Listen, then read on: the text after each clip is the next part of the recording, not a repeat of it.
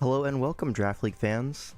Today we're going over the round 1 matchups in the Draft Circuit Championship.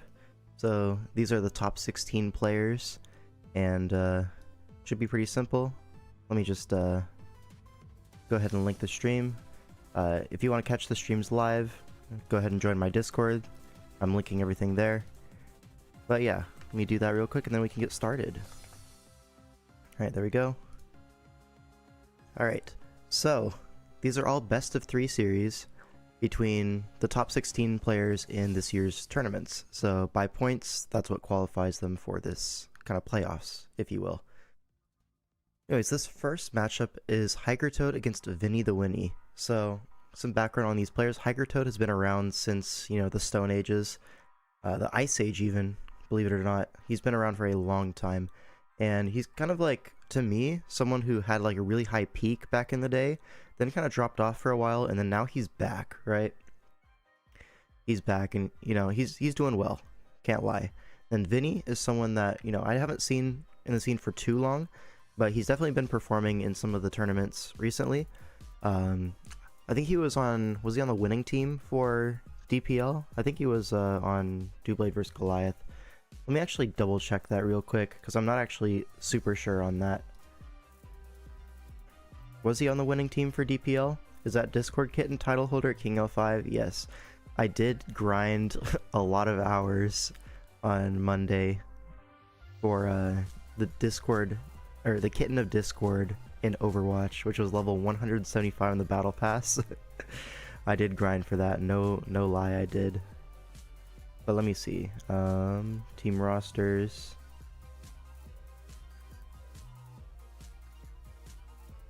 Looks like no, he was not on that team. I had him mixed up with someone else.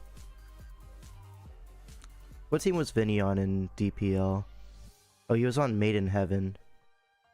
Went for 6k. How did he do? He was even, so it is even, so can't complain about that. It's not Tuesday afternoon, I know.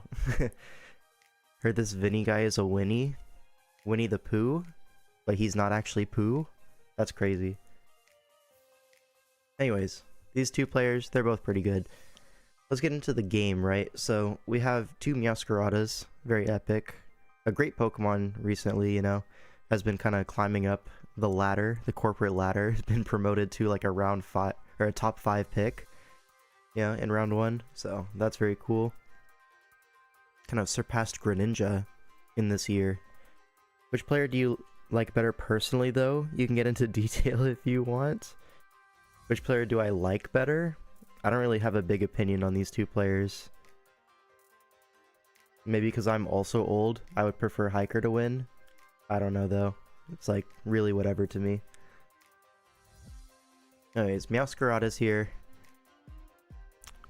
So yeah, I think Hiker's Meowscarada is a little bit better this game. Actually, that's not true. There's a Galarian Weezing, but there's also an Archaludon, so it's kind of tough for both sides. So the Meows are pretty blanked here, but you can U-turn on these guys to get momentum. This is an Urshifu Rapid, so I do like Urshifu Rapid, but in this matchup, it's not the greatest, right? There's that Weezing and a Rotom Wash to deal with, So you either run like fast with Terra to boost your CC, or you just don't KO Rotom at +2. Vikavolt Masterclass? Is it a Vikavolt Masterclass? We'll have to see. You do threaten webs, so it's probably going to be defog on the Weezing, right? You don't want to just fall over to webs. Otherwise, let's see. It just looks decent, I guess, yeah.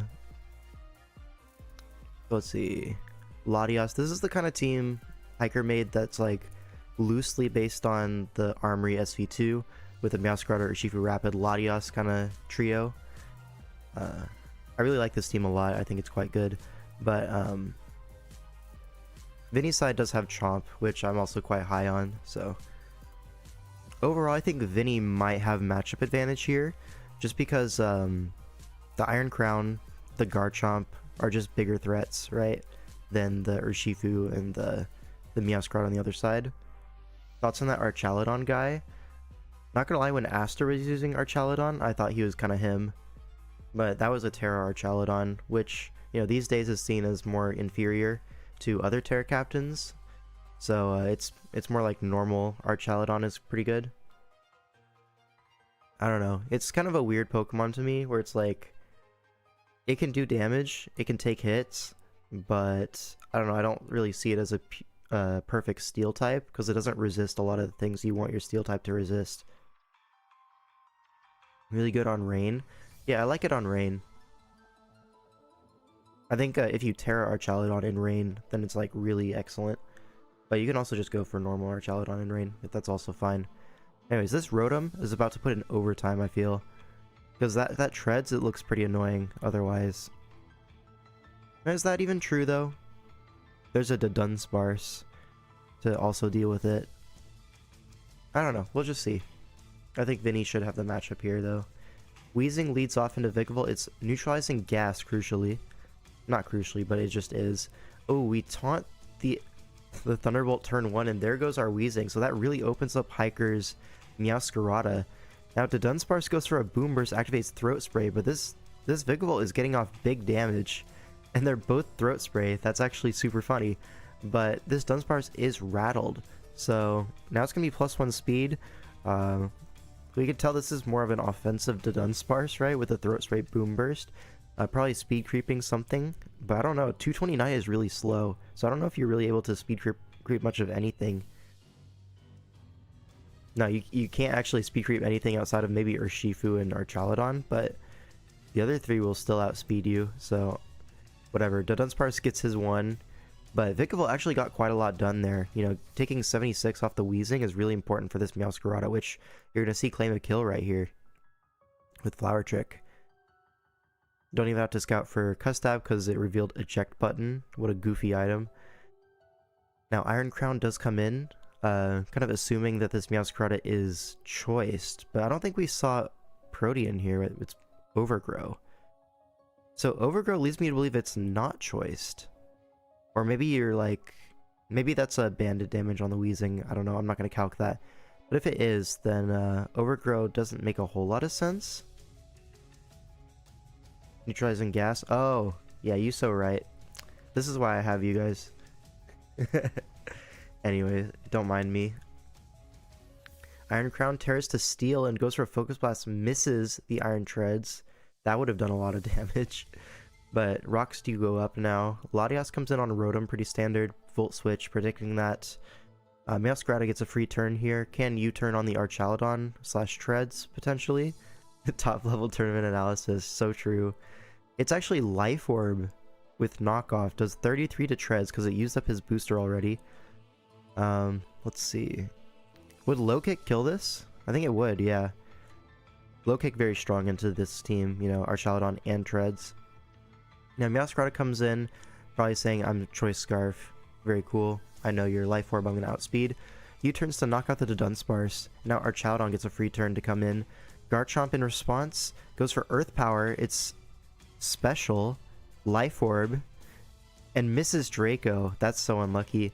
It looks to be Assault Vest Archaludon if Life Orb Earth Power is only doing 55%. But that being said, he's going to pivot Latias here. Pretty safe play.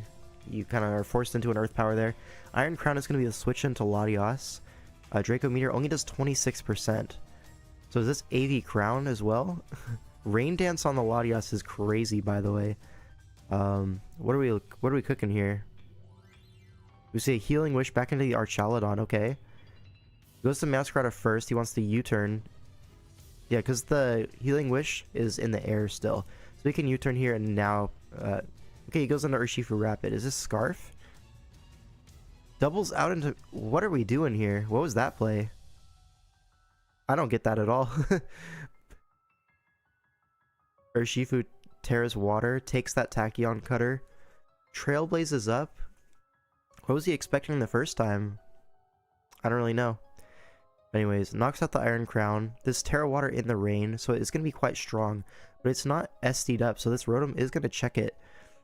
Forcing the Archaludon, uses up that Healing Wish, back to 100. And now, Meowscarada comes in for a Low Kick. He wants to chip this in range of the Garchomp Earth Power. Goes for a knockoff instead, gets rid of the AV. That's also perfectly reasonable. But an Electro Shot will knock this out, but now it should be in range of the Earth Power. Urshifu obviously can't guard against Earth Power as well, so it looks like Garchomp is going to pack this one up.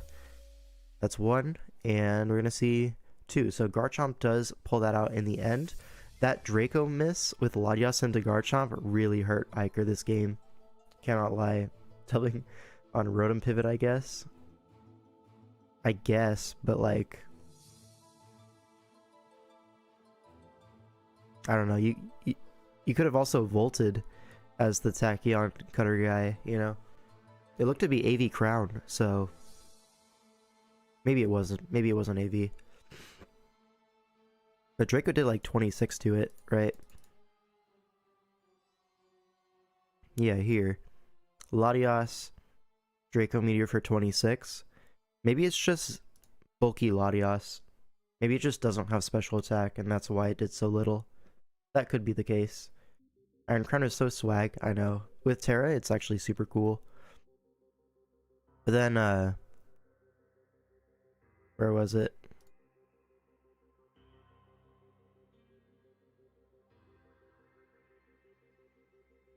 Was it here? No, it was earlier. Where's the Latias?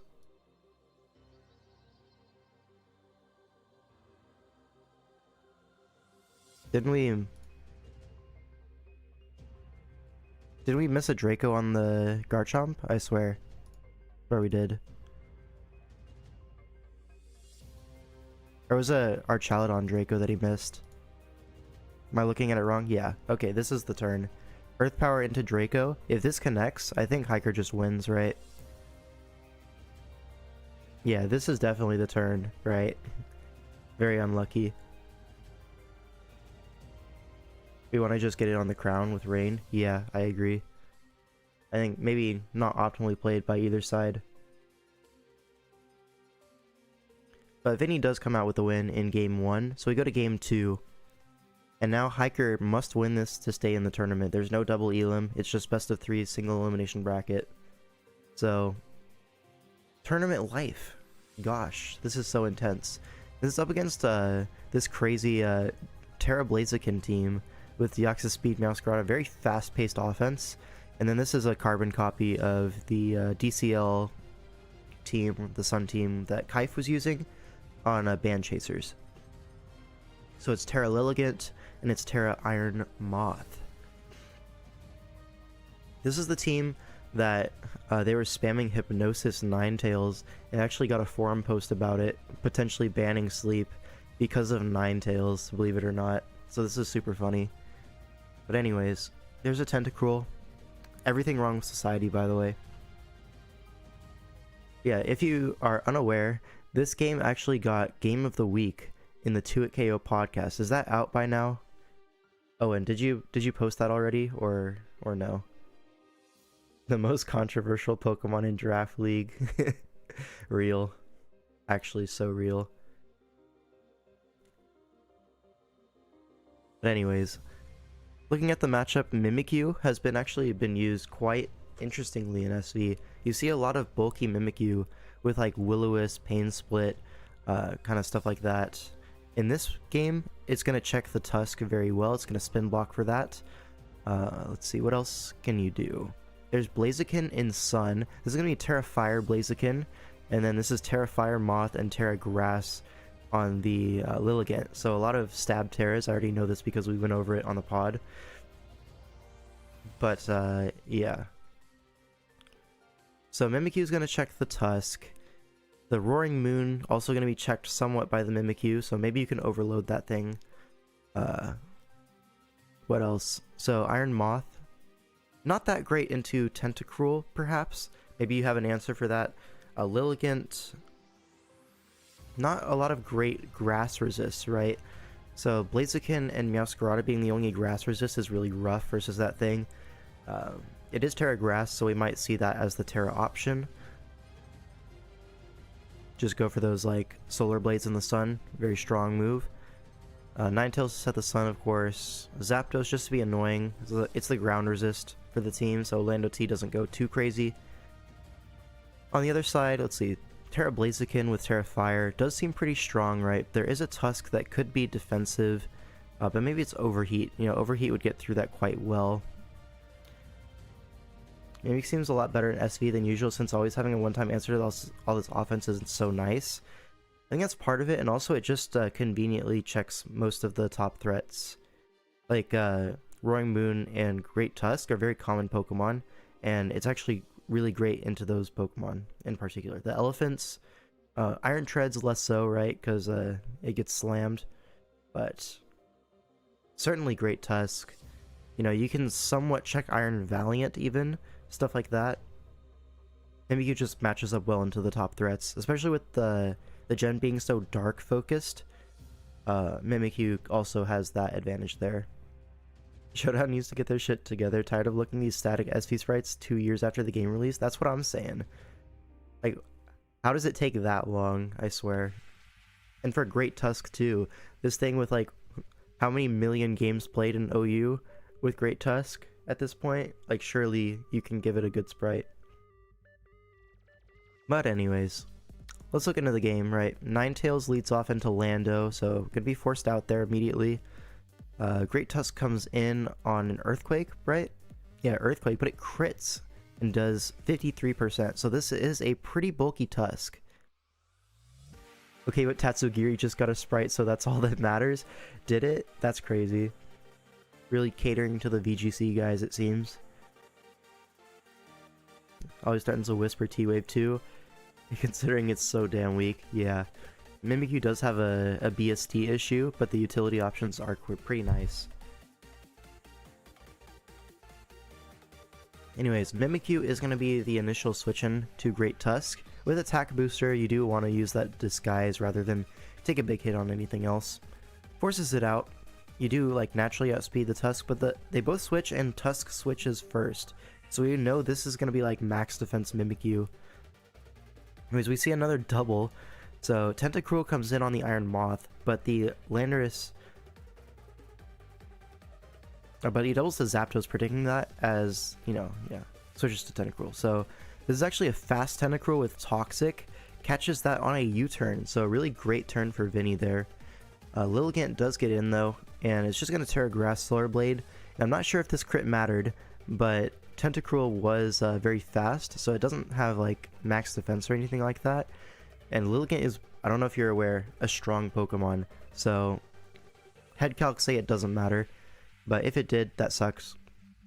It's a Life Orb, though, with Terra Grass base 125, right? Solar Blade is? It's 120 or 125, it's like very strong. Anyways, Landorus comes in to check this thing with Intimidate, gonna be forced out here into that Zapdos. Doubles into Mimikyu, okay, sure.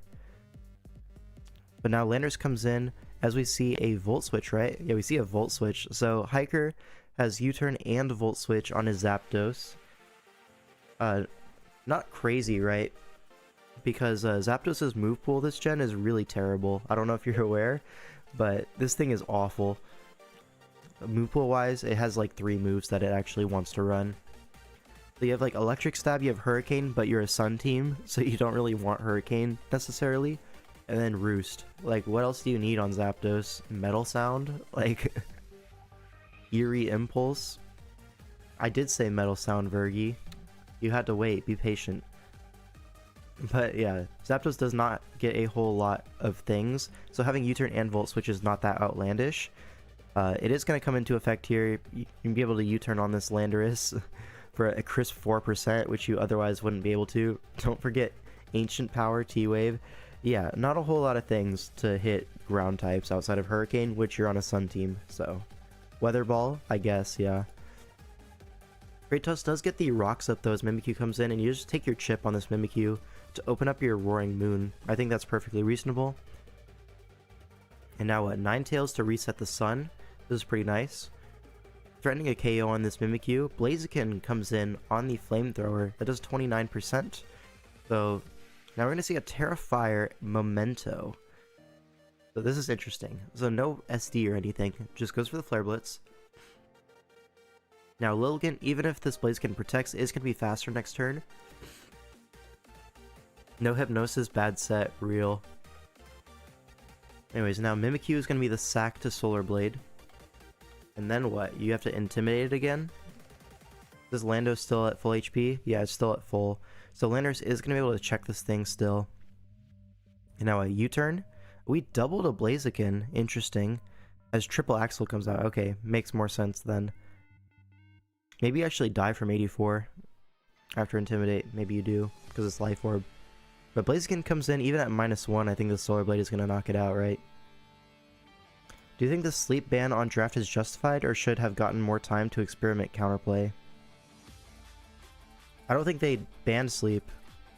That's only in the GG Inc. tour, right? That they actually banned sleep. Am I unaware of something? I don't think we ever actually came to a conclusion to ban sleep. I think it's still allowed, right? Leagues are doing it at the moment. Like what? I mean, all leagues are free to do what they want to do. I think it's reasonable to want to ban sleep. I don't mind it. I just think it's a little bit silly. Official tours aren't doing it yet? Yeah. I mean, that'll be a decision for when DPL starts if we want to look at that. It'll be a discussion for sure, but I think for the most part it's fine to just allow it. I don't know, I'd have to be convinced pretty hard. Anyways, so Lilligant picks up the KO here. It is -1 now. Deoxys, this Life Orb hit does put it in E-Speed range, so Deoxys is going to be able to revenge this, knock it out. There's no really great switch into Deoxys, as you can see, so Zapdos comes in, Psycho Boost does 71%, this is a lot. And we U-turn, so this Deoxys is low, but now the Zapdos is in range of everything. Iron Moth comes in, you bait the Psycho Boost, so sacks the Zapdos, now -4 Deoxys will not knock out Iron Moth. But knockoff does 65%. This is physically attack invested Deoxys, and that's going to actually put it in E-Speed range. So this is a really crazy Deoxys performance in the endgame. Knocks out 3 Pokemon for free. And now Lando comes in on the Roaring Moon. This should be pretty simple, right? Oh, but Clear Amulet does prevent the Intimidate, so that is something to note. U-turn does a lot of damage, but now Meowscarada should be Choice Scarf here. It's going to be able to knock out this Roaring Moon. Psych! So, misses the triple axle. I guess we just don't have U-turn on our Scarf Meowscarada, which is really weird to me. But I guess you don't want to just spam U-turn into static Zapdos if you can help it, and maybe you want the coverage moves. I don't know. This is really weird to me. If you have U-turn, you just click it. But triple axle, triple axle is like multiple 90% that you need to hit. You know, 1 hit won't knock this out. You need 2. And then if you have Play Rough, you'd click that instead as well. That's also more likely to kill. And at 31%, I think even Flower Trick is not that far off from knocking it out, right? Moon's best move also couldn't be U-turn, right? Well, I think in Hiker Toad's position, right? If it's Scarf Meowscarada, you assume that you lose, right? Just because U-turn will just knock you out. So in his mind, he's thinking this Meowscarada, I have to bank on it not being Scarf, so I may as well U-turn to knock it out with the Grass Dark typing. It also would cover a Sucker Punch, like not killing, and then you kill it back. So I get the play from Hiker's perspective. You're just like, I have to bank on it not being Scarf, but it is Scarf. So Triple Axle misses, and U-turn doesn't kill. By the way, this guy loves momentum. U-turn, Volt Switch on Zapdos, and then DD U-turn on Roaring Moon. That's crazy, right? But Meowscarada is Scarf, misses Triple Axle, but it's going to connect the next one, and Vinny's going to win the set. Psych! Gets a 1 hit, Dragon Dances again, and now this Roaring Moon is going to reverse sweep. Knocks out the Landorus, and yeah. Hiker luck returns. Yeah, you saw the thumbnail, right? Hiker Toad is lucky. So this kind of, you know, we can call it even, right? If that Draco Meteor landed versus the Garchomp, and then this triple axle hit, we'd be at 1-1. So yeah, it's literally deserved. So we go into a deciding game 3. Folks, this is exciting. There's a furry giraffe on our screen. This is so epic. Okay, so furry giraffe, right? So let's see. So we have this Raging Bolt Greninja kind of team. it's a little weird after that, right? The Landorus is a little weird on this. I understand that you want the like mid speed tier with some breaking power because Greninja isn't that strong, but I just don't think Landorus is that good, personally. And then Alomomola, Conkeldurr, Braviary, I don't know, I just don't see the vision with this draft. I guess you kind of want to be like the bulky pivot with Alomomola. You just flip turn constantly, maybe healing Wish your Raging Bolt. I understand that synergy, but then what's this Braviary doing on this? Landorus Loki just a rocker? Yeah. People always talk about how Sheer Force Life Orb is so broken, but I just don't see it actually performing in SV. Maybe I'll be proven wrong in this game. It does actually look quite nice into Vinny's squad in particular, just because Vinny's team is quite slow, right? Everything besides Torn is slower than Lando, which is somewhat abnormal, but it is going to play into Lando-I's favor here. Like, what is this Braviary doing on this team? You needed a Scarfer, I guess? I don't know. Braviary is like a somewhat mid Scarfer, but I guess you have Defog, but Conkeldurr also defogs just better. I don't know. Is it a ground resist? But you have Aloe plus Lando, that should be fine. I don't know. I feel like that 8th slot should, or that 7th, what am I saying? The 6th slot on this team could definitely be something a little bit nicer. Lando I's like, damn, they sniped our Lando T in the next best ground is Palisand, real. And no rock polish, yeah, that's a big deal for Lando. Aloe is the GOAT. Shout out to Owen, by the way. Owen definitely agrees with you that Alomomola is the best. But yeah, I feel like these top two are so cool, and I like Aloe with this. You know, the double water, I enjoy. But where's the steal?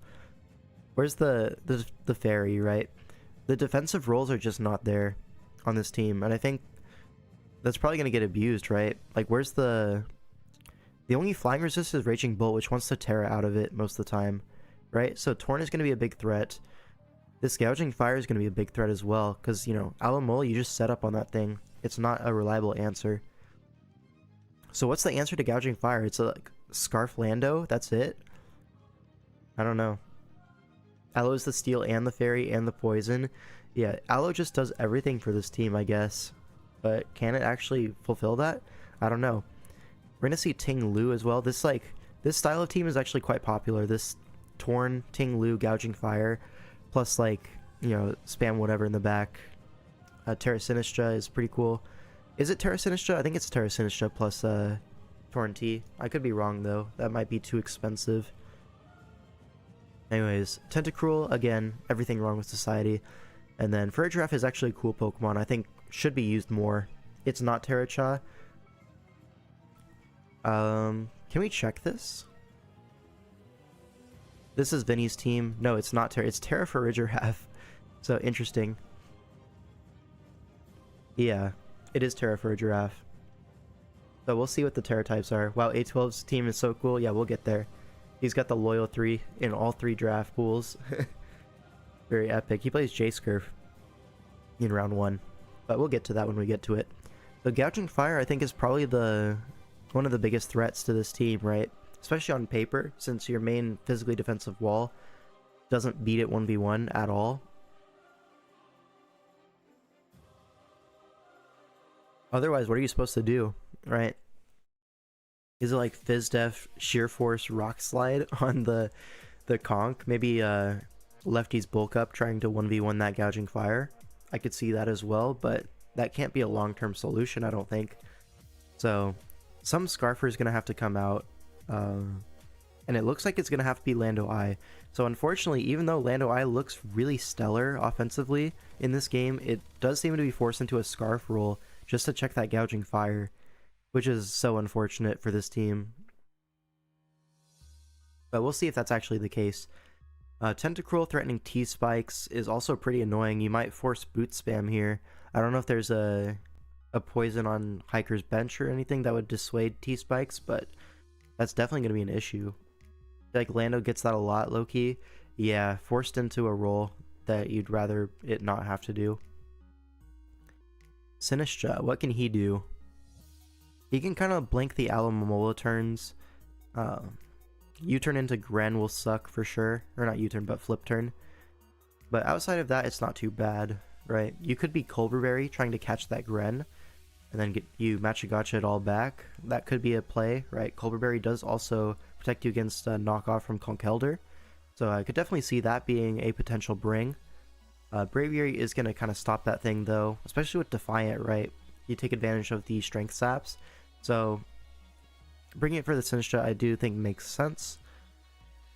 No flying resist outside of Ting-Lu, so maybe Braviary is a good Pokemon in this game. But this Farigiraf, I'm not really sure what it's supposed to do.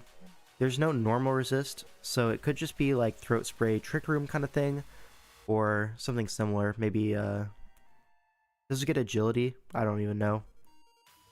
But some kind of offensive set does seem pretty fine. You could be Cudchew with Citrus Berry, just kind of tank some hits and do some damage back, right?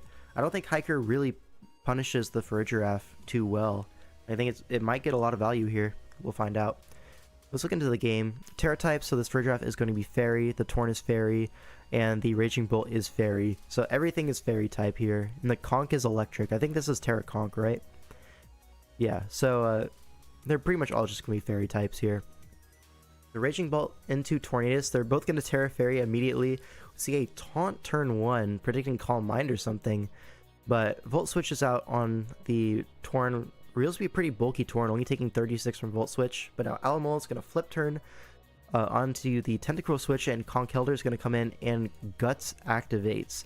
So this is an offensive Conkeldurr. Going to be able to take advantage of this Tentacruel. Now Farigiraf does come in. Ice Punch only does 29, so it's a Rocky Helmet. But this is a very strong Pokemon, and Close Combat actually knocks out the Farigiraf with CC Guts boosted at 71%. Yeah, very epic. They don't call him a wall breaker for nothing.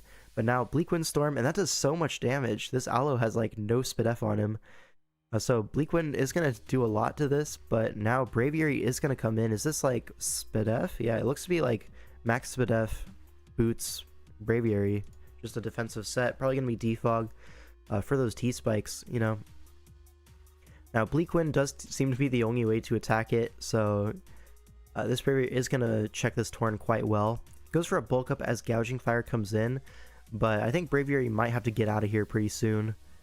Oh, never mind. There's a crit Brave Bird immediately. Goes for a Morning Sun, but this is going to out damage it. Whirlwinds. Okay, interesting. Didn't expect to see a Whirlwind there, but oh, and he lets the Braviary get Toxic. That is really tough, because now it's not going to be able to beat anything the next time it comes in. Sinistcha comes in trying to bait a Brave Bird for recoil, I guess, so bye-bye Sinistcha. But yeah, Braviary is now super low. It's going to be in range of Bleak Wind, connects, so honestly, threat dealt with. Raging Bolt is going to take 47 in exchange for a Volt Switch here, so I think that's definitely a good trade for Vinny, right? Did Hurricane 2-hit KO with Bleak Wind doing 41? Hurricane definitely would do more, but I don't think it's quite a 2-hit KO. Probably more like the 44 mark, something around there. Interesting Braviary Bulk Up, Brave Bird, Whirlwind Roost. So Whirlwind kind of makes sense because you want to out Whirlwind the Ting-Lu, right? Because a set like this, Bulk Up, it's not going to be super offensive. Ting-Lu can kind of put the thing in jail, right? And just Whirlwind it out, Ruinate Whirlwind, even get hazards on it, you know. But if you have Whirlwind on yourself, you can Whirlwind the Ting-Lu before it gets a chance to Whirlwind you. So then potentially you could just get +6 and steamroll through this, no flying resist. So I get the idea. Taunt also could work on that. I don't know if this thing gets Taunt.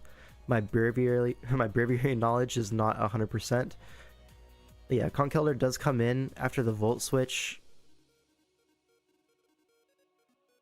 Wait, I missed the turn here. So they Volt into Gren, threatening a Gunk Shot, stuff like that, and then doubles to Conkeldurr trying to catch the Tentacruel. Okay, that makes sense.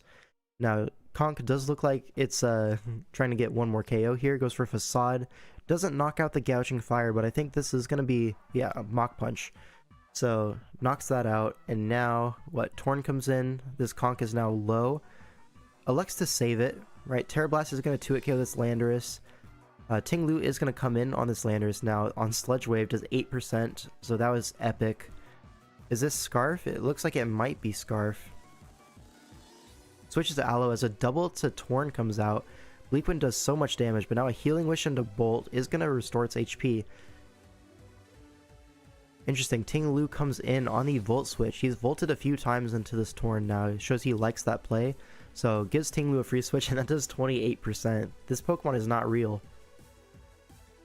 Definitely like a bulkier Raging Bolt. But now Tentacruel is going to pivot in. And now what? We're going to see a Toxic. So it gets this Raging Bolt on a timer. That's going to be really important for Vinny. Now Landorus does come in.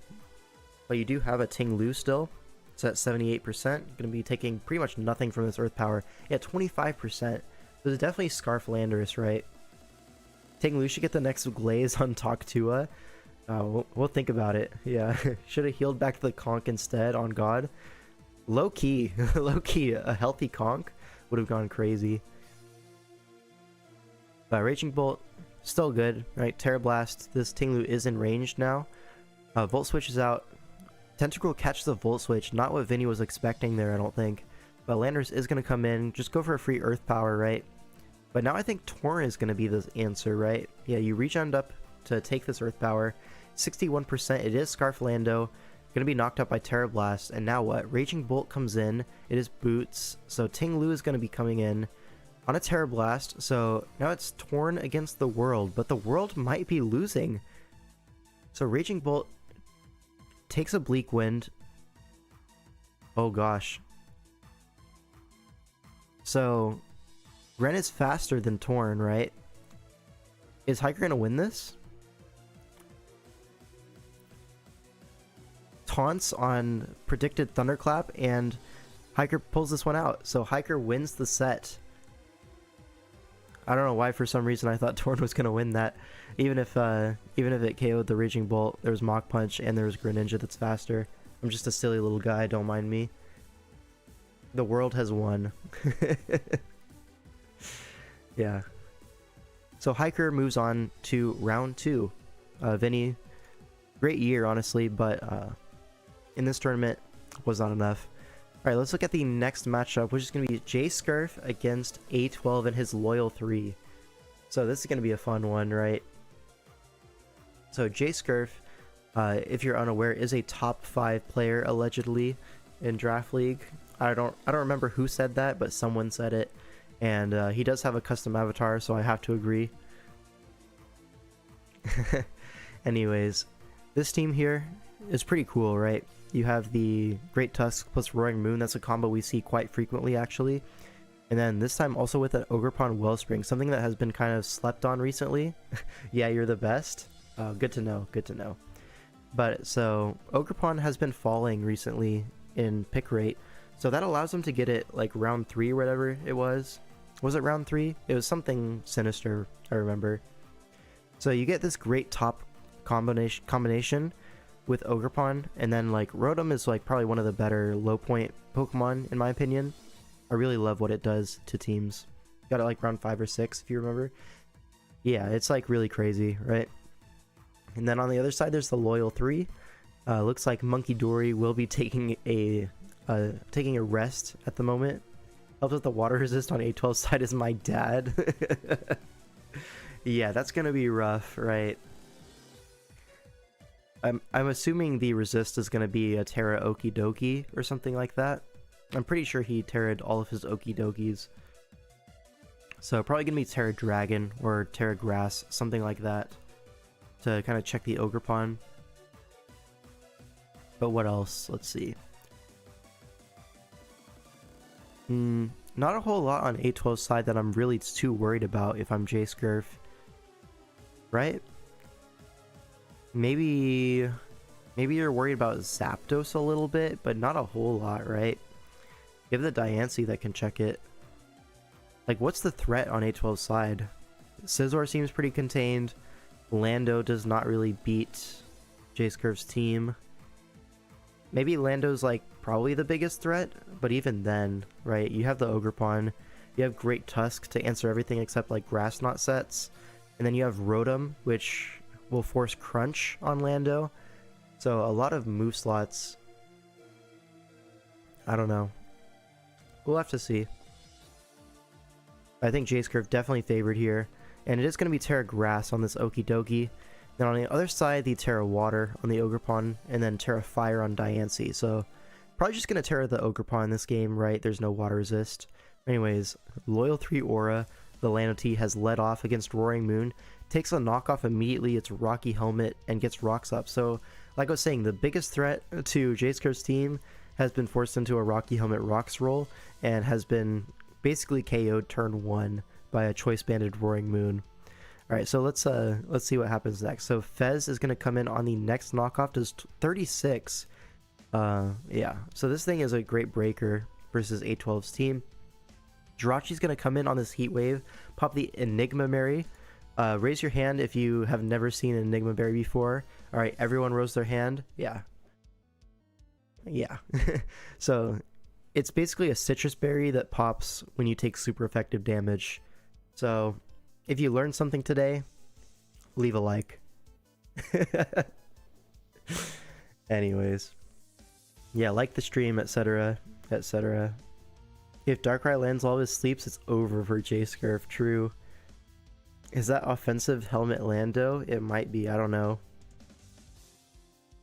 Oh my god, King 05. Paracelsius. Assist to Panda offense. Terra Lando got sacked turn 1, which was nice. Oh, it's Terra Lando. What was the Terra on Lando? I should have checked that. Oh, Terra Dragon. Yeah, so another anti-Ogerpon thing. And yeah, it was no bulk. Right.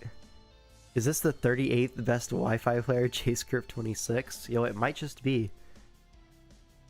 I know, I'm impressed by the Enigma Berry. That is certainly a Wi-Fi tech. Anyways, rocks go up as Heat Wave comes out.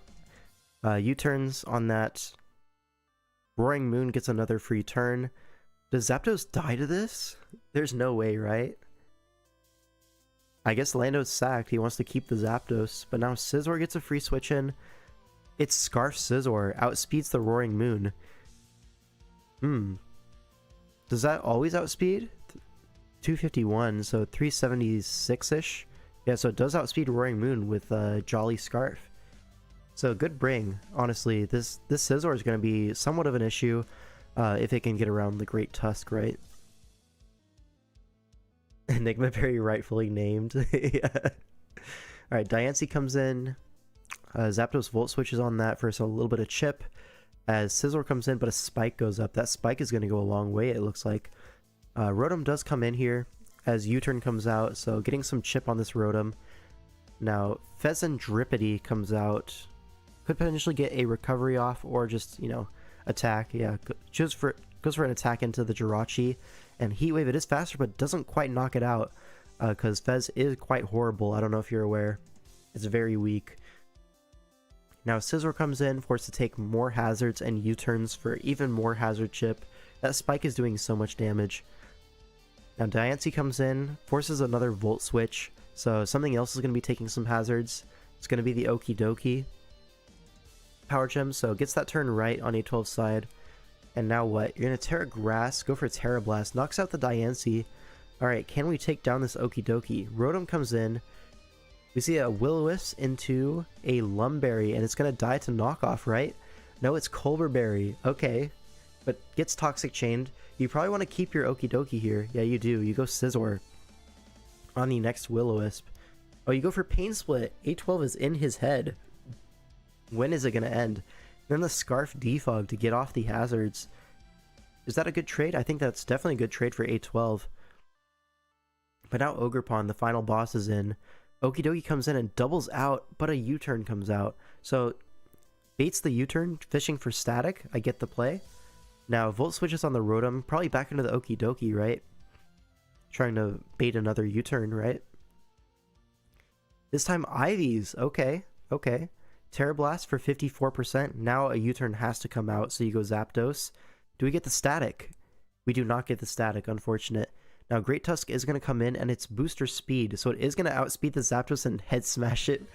So there's the static proc.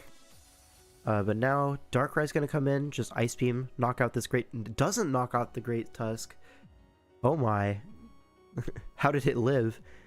I guess it's just max HP, right? That's the power of max HP. Now Ogerpon is gonna Terra. It's gonna live this Dark Pulse, right? It does live the Dark Pulse thanks to the +1. U-turns to knock it out. Now can Okidoki take a U-turn at 39%? It does not. So Ogerpon is going to win this game. Yeah. Was max Spadef? Yeah, okay, that makes more sense. So Spadef and speed. Tragic game? Yeah. There's definitely potential for A12 to bring this one back.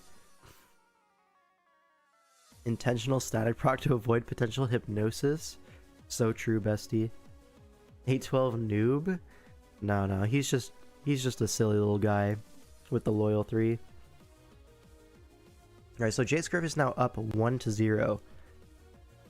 You thought Darkrai had it if it was status or foul play, which you'd expect into Ogre Water. Yeah, that could have been potentially a bring. For sure, yeah.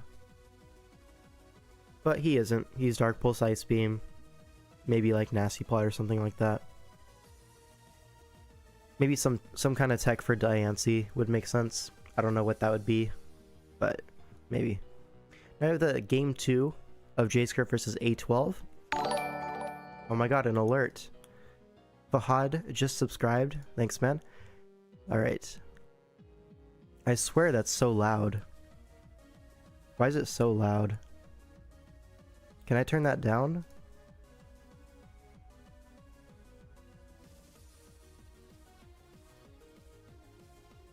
Was it loud for you guys or just me? I don't know. Because I have it set pretty low on my desktop audio on my Streamlabs, but yeah, it was very loud. Yeah, I don't know how to make it quieter. Because I have it in my desktop audio is like 15%, but it still seems loud. It's so loud, but that's like good, don't worry. I really don't know.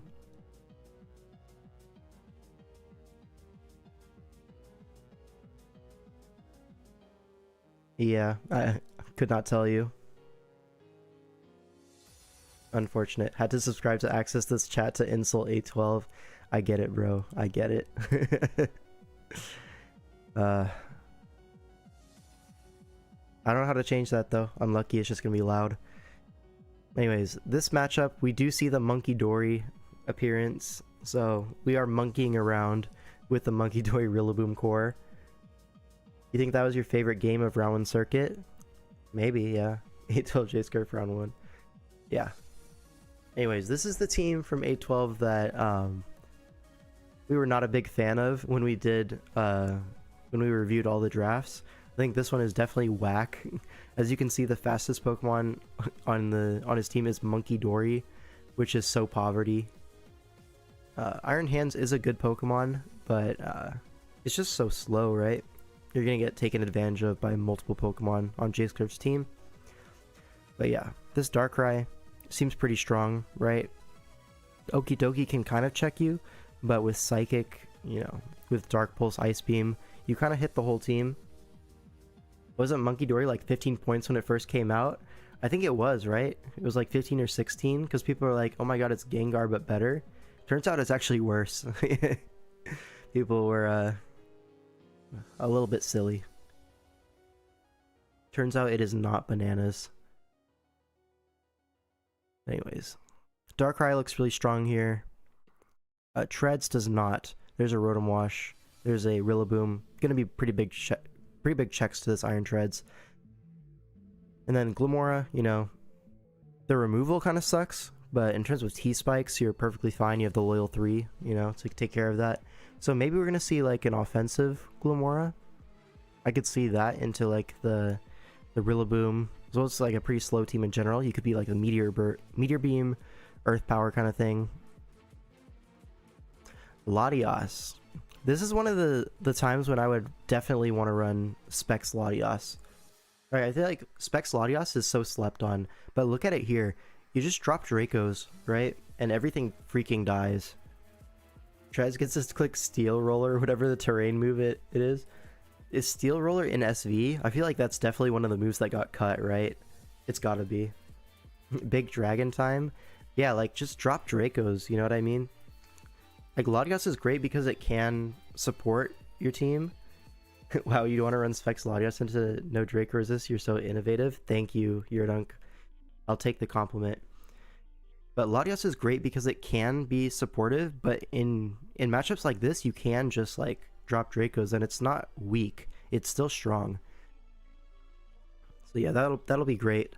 Moltres is pretty good here. Has to deal with Rotom Wash, but that's perfectly fine. You want the Rotom Wash to come in. You turn into your Latias, get that free hit off. I feel like that's definitely favorable for J-Scurf if Rotom Wash wants to come in on the Moltres.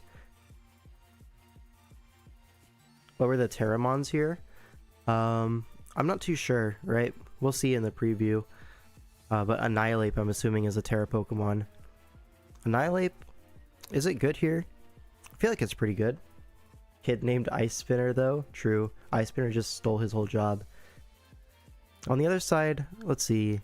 So Hydreigon, probably one of the bigger threats versus J-Scurf's team. There isn't really a great switch into Hydreigon. Could be Choice Scarf to kind of check the Darkrai, check the Latias, stuff like that. Definitely see a Scarf Hydreigon here. Is it Terra Hydreigon? I feel like it could be, or it's Terra Hands. Actually, I'm gonna check. Let's see. So this isn't the right team. Is this it? Yeah, so it's Terra Hydreigon, and then a few of the Loyal 3. So Okidoki and Hydreigon. Avenged Corv Fez. Okay, Corv and Fez. Yeah, that's gonna dissuade the Specs Latias, so never mind. Okay, if you have a Corviknight on the bench, I understand not being Specs. But anyways, yeah, Terra Hydreigon is gonna be pretty cool here. Otherwise, I don't see a whole lot of big threats. Everything is just gonna get outsped, chipped down. Pretty simple. Alright, so this Annihilate is Poison. Looks like the Moltres is Fairy, the Okidoki is Fairy, and the Hydreigon is Steel. Alright, so A12 going for the Hydreigon Latias resist thing instead of bringing Corviknight, because Corviknight is ass. It just allows Moltres in multiple times, and you don't like that. Corviknight sucks. We don't show that guy respect, surely. Yeah, low-key. Anyways, Moltres is going to lead into Monkey Dory on a balloon. Interesting. So Sludge Bomb comes out. No poison.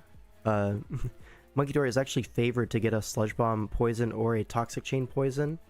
But yeah, people be running mocks for this circuit. Back in my day, we were lone wolves. Yeah, I've never mocked for anything that wasn't a team tour. I definitely understand that sentiment. Monkey Dory at the parade? What does that mean? Anyways, Darkrai comes in, Nasty plots up as the Rotom comes in. Is Life Orb +2 Dark Pulse, only does 54%, so that is Assault Vest Rotom 1000%. Now Rillaboom comes in, threatens a Grassy Glide, is going to U-turn, no Flame Body, could be Protective Pads, that's something people do tend to run into these Moltres matchups. U-turns on the Iron Hands into Latias. Thunder Punch comes out, does pretty much nothing. But now Latias is kind of threatening this Iron Hands. Goes for Reflect, though. Okay.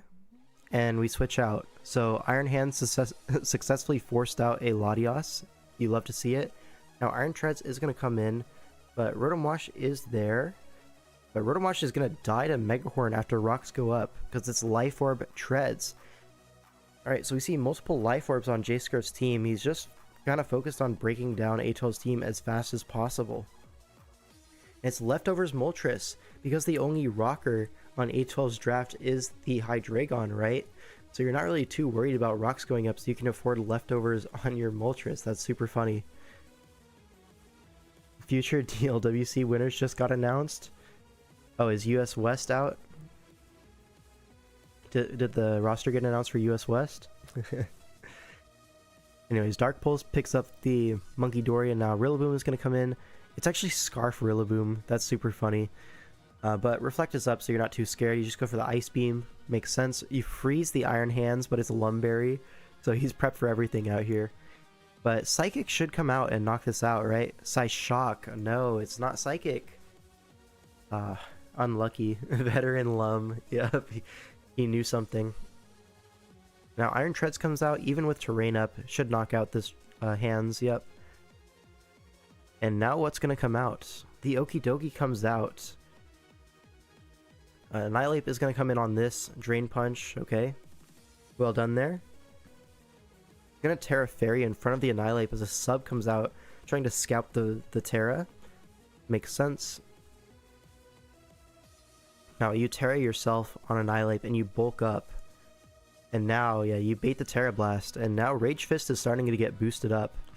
Now you sub, and it looks like you can't break the sub on Terra Poison Annihilate, but that's going to be the game. We see a GG in the chat, always a good sign. Yeah, looks like it's Gungsha as well, so yeah. This moveset is just completely hard-walled by Poison. So, good bring by J-Scurf. When sub gets hit, it does not boost Rage Fists, it does not. That would be way too broken. But yeah, it's already still broken. And Annihilate is going to get this last sub up, I'm assuming, and then just start attacking. Like at this point, you KO everything. May as well just go for it. Rage Fist. Oh, you actually don't knock out everything. I completely lied to you. Okie Dokie is just him. But yeah, J-Scurf is going to take this game, or this series, 2-0 up against A12 in the Loyal 3. So unfortunately, this is the end for the Loyal 3 trio, but it was fun to see the drafts and stuff like that. Alright, so I'll just let this play out and then we can move on. Facade, huge 9% chip. Yeah, okay. Now we look into the next matchup, which is going to be some heavy hitters, right? You have Soggy Doggy Sage and Shuckle 15, so that's going to be Darkrai. Loyal to the bitter end, yep. Annihilate Masterclass, which year are we in? Yo, Annihilate never stopped being good. I hate this narrative, right? People think, oh, Annihilate fell off. No, people just stopped drafting it because other stuff is more fun. Like the new Toy Syndrome just never wore off for some of these guys. Annihilate is still great. Like, I've never seen Annihilate have a bad showing. But people just don't draft it for whatever reason. I tried really hard to fit Annihilate on some of the DCL builds for my team, but we ended up going for the Urshifu route instead, stuff like that, which was also great. Ape is nasty? Yeah, exactly. It's so freaking good.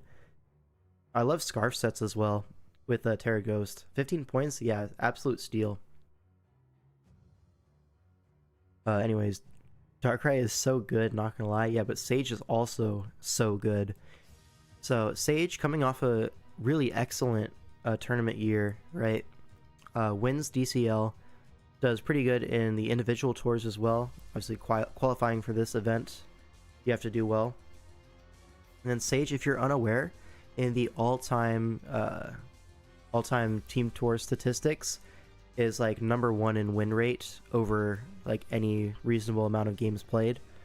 Like 80% win rate, something around there. So really incredible, consistent player. Can't say enough nice things about her. But anyways, this team is very cool. I like this Enamorous Darkrai, Jirachi, plus Dragonite. Those top 4 are super fun. Anyone else really want L5 to acapella his Scovillain's final verse? Oh, that one was so cool actually, because that verse, there's like a section that's like over 20 seconds of no breath. It's just straight 16th notes. It's very cool.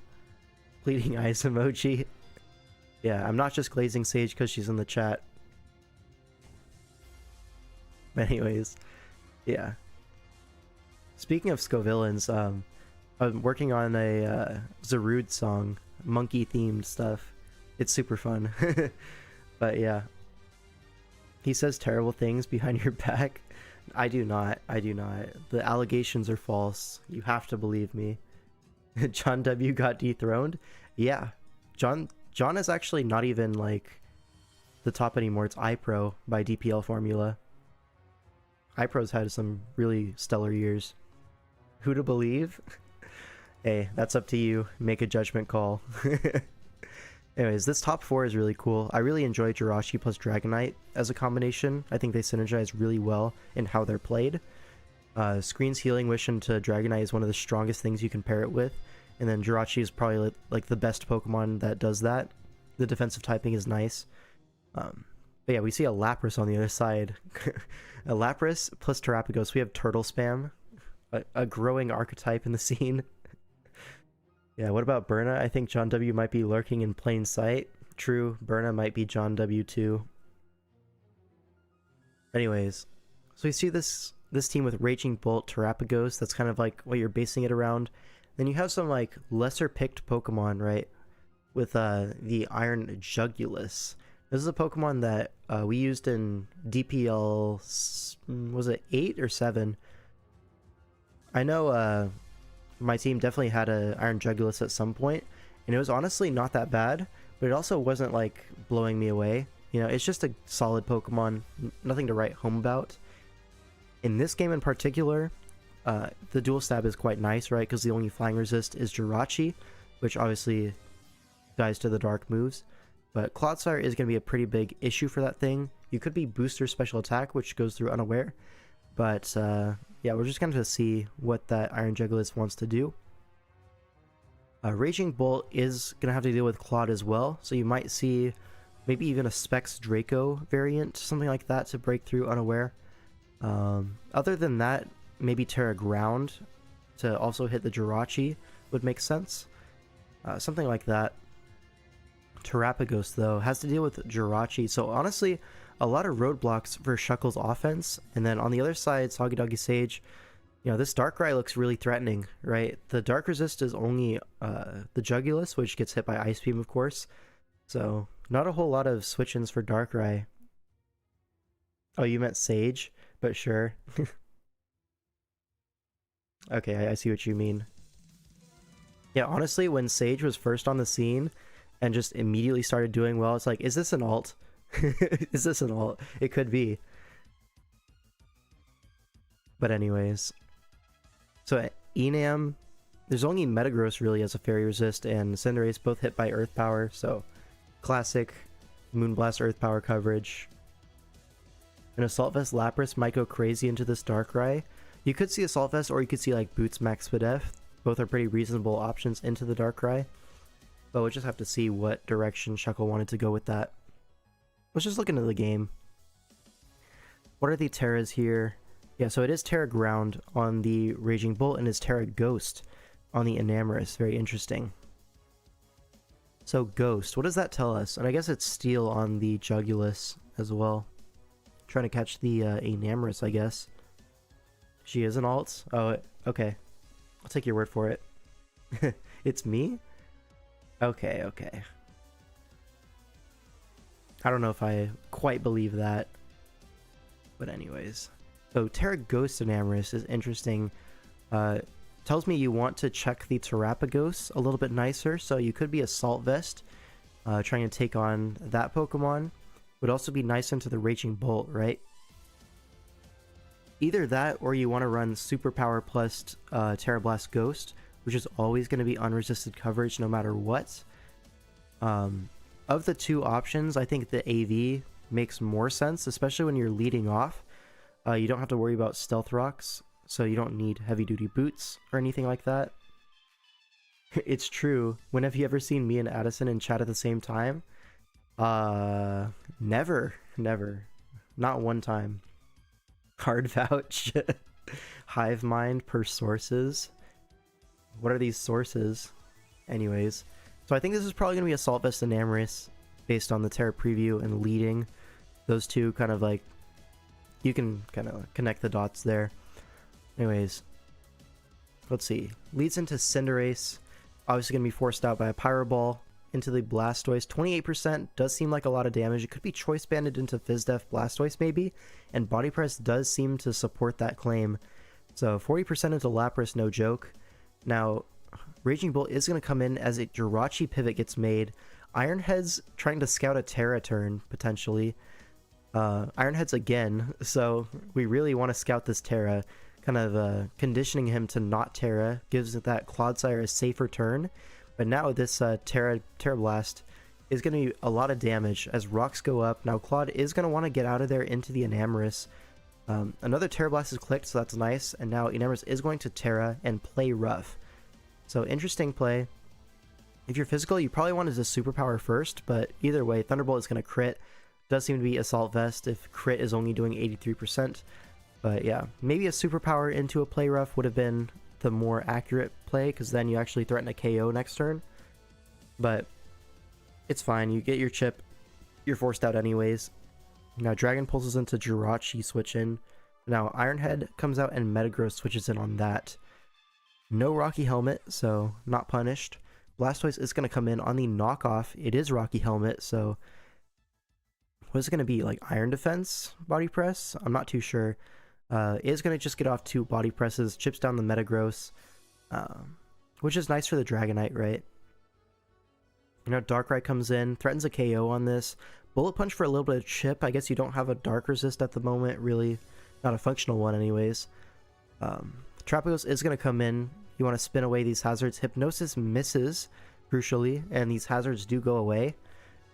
And now you do threaten out the Darkrai, so that's the downside of running Hypnosis, right? It will miss quite a lot. Now Body Slam, that's interesting. It's a physical Terapagos. So what does that tell us, right? Rapid Spin, Body Slam. What's your other moves? You want to be physical to get around the Clodsire, I guess? As well as like AV and Amorous. Maybe he saw that in mocks or whatever. I don't even know if he mocked. But yeah. If Sleep was banned, then Terra Shell would be broken. True. Hypnosis Darkrai is the only viable counterplay into Terra Shell, you're right. You think it gets EQ? Yeah. And it also gets Flare Blitz for Jirachi. You know, stuff like that is super cool.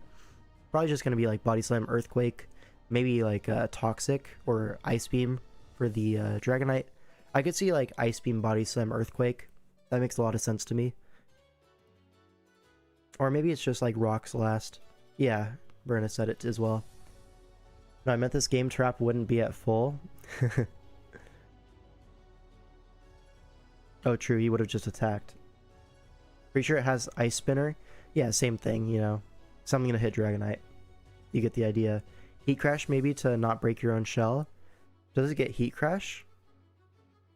I think it does, right? I know I really wanted to bring Flare Blitz in one of my DCL games. I think that was against Iron Crown though, so Iron Crown is actually quite heavy, so that's why it wasn't Heat Crash. Is it like not heavy though? It might be not heavy, I don't know. Maybe just Rock Spin, Body Slam, Terra, Starstorm, EQ, Flare Blitz, Ice Beam, Heat Crash, Fickle Beam. I don't think that would be legal. But if it were legal, then Terapagos might be broken.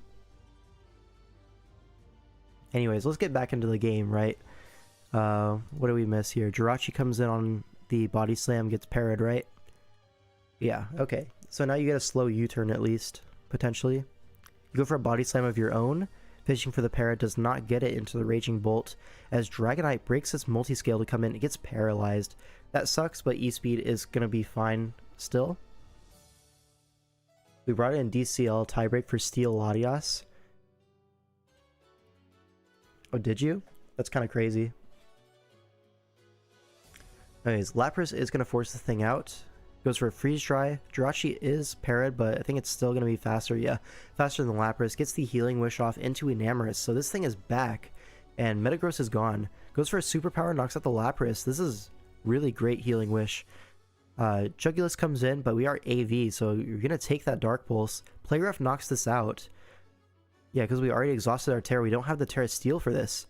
Now, Cinderace comes in. You are in range of the Pyro Ball now, so knocks out the Clodsire. But Dragonite is still here as the Fire Resist. That does so much damage. But Earthquake is going to be enough of a response. Now this Terapagos against 3 Pokemon. Goes for Ice Spinner. Doesn't KO the Enamorous, crucially. So Enamorous is going to go for the Superpower to break the Terra Shell. And now what? Gets knocked out by Ice Spinner, but now with the Terra Shell gone, not Hypnosis, you go for Dark Pulse. Body Slam doesn't KO the Darkrai, as it's Mickleberry. Folks, who can tell me what Mickleberry does besides Soggy Sage? Who can tell me? I know the answer, but this is a pop quiz.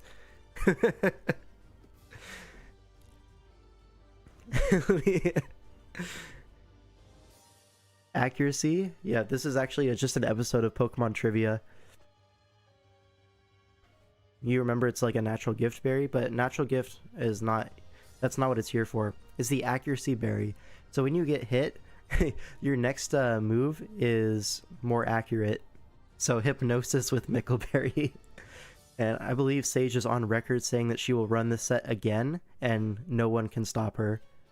So that'll be interesting to see in the next round. But anyways, yeah, so the Darkrai does live, goes for another Dark Pulse. Now this thing is, of course, going to be an E-Speed range. Has Ice Spinner, has the Para out, but E-Speed is going to break through. 72% accurate Hypnosis. Hey, remember when Game Freak had 70% accurate Hypnosis in Gen 4? Yeah, they backtracked that super fast. Like mid-generation, it was back to 60, right? I love using my item slot to make Hypnosis into a move that's still worse than Sleep Powder. Yeah, but the distribution is better, and it doesn't get blocked by Goggles. Whatever. We'll see. We'll see. But here's game 2, right? Same matchup, Sage versus Shuckle. But this is another one of those Ting-Lu Torn Gouging Fire teams, this time with the Iron Crown, so very cool. And then Rotom, you know, is something that I do rate as a low-tier Pokemon. Serena, not as much. I think that one is horrible. If you draft Serena, you should drop it immediately. But anyways. Then on the other side, we have this really cool team with Chilly Reception into Iron Bundle, that combination. Serena got them legs. Wake up, bro. Wake up. CB Serena hits so hard, though. I don't know about that. I don't know about that. But anyways, yeah. I just don't like the Pokemon. Don't mind me. You saw round 5 Serena. Yeah, this might be everything wrong with society. Incoming disaster class by me. We'll get there. We'll get there. But anyways, this team by Sage is pretty cool. You have some synergies here with the G-King. It's drafted quite well around it, right? With the Chilly Reception. Because you also have Thunderous T, which gets a Weather Ball, which is a great synergy, especially here into stuff like the Ting-Lu and the Serena, right? You do want that ice coverage. You drafted Serena round 6 in the TGS. It did well. Well, I'm just going to ignore that because it doesn't fit my narrative. Hope you don't mind. Anyways, Great Tusk here is actually going to get super walled out by Rotom plus Torn plus Serena. Yeah, very, very cool. This Ting-Lu, though, is going to be a big threat, right? If you can spin block with Rotom, these hazards are going to be an issue. But Ditto's something that I think is underexplored in draft. I think it's actually pretty cool. Just the idea of forcing prep with Ditto. It's actually a really big strain on the builder, especially for something like Gouging Fire. Like, are you really going to DD up with your Gouging Fire and then let Ditto copy it and just outrage your whole team? No, you aren't. So it kind of influences these Gouging Fire sets in this game. As well as you can like copy Ting-Lu, right? Get up your own hazards. You can copy Torn, get regen. Stuff like that. It's really cool in this game in particular. Wasn't it like Terra Tusk or something? I think she was planning on getting Terra Tusk, but then Ogerpon found its way on the team, so it's Terra Ogerpon instead. I thought there was a gentleman's agreement to not draft Ditto. No, no, no. This Pokemon is just overhated, I think. I think it's actually quite cool. But anyways, let's look into the game now. So what are the Terra types? So obviously this Ogerpon is going to be Grass, but outside of that, what's Shuckles? So we have a Ghost on the Torn, and I think that's it, right? You're not a gentleman? True. So Ghost Torn is what we're going to look at. Terra Tusk has so much more aura, though. That's facts. That's so facts. I've been saying Terra Tusk is low-key the best Pokemon on the draft board, but no one uses it. Make it make sense. Like, low-key, though. Low-key. Low-key. I think in my tier list I had it S+ tier alongside Raging Bolt and Zarude. Yeah. It's the GOAT. Anyways, G-King leads off into the Iron Crown. This is like low-key good for both of them. None of them really threaten each other. So we see a Future Sight go up as a Chilly come out. So now Future Sight in the air. You're going to go Bundle, potentially get up the Veil. You do get the Veil up. As Volt Switch comes out, chips the Iron Bundle for some good damage. But now Future Sight is going to hit this turn. we see a Hydro Pump come out and yeah, take 44 from this future site. So Darkrai is getting some good, you know, good progress here as another future site gets thrown up. Terratusk is Aura, but other than Sun, what would you draft it like? Similar structure to current Tusk teams, or how much does that change? Similar to Gren? Yeah, so how would I draft around Terratusk? You could do a few things, right? Really depends on what falls to you, but I would want to get it with something like, let's look at a draft board real quick, because I'm curious. It's like Terratusk plus Deoxys Speed. I would love that combination. Stuff like that. You're a bit behind. It can happen. I wanted Terratusk, but there were no more good Mons on the board, so I had to take a good Terracap. Yeah, that's kind of like the thing. You need some like good Pokemon that don't rely on Terra. So, like Deoxys Speed is like the #1 thing that I see that I would want to pair it with. Just something super fast, super strong with Life Orb.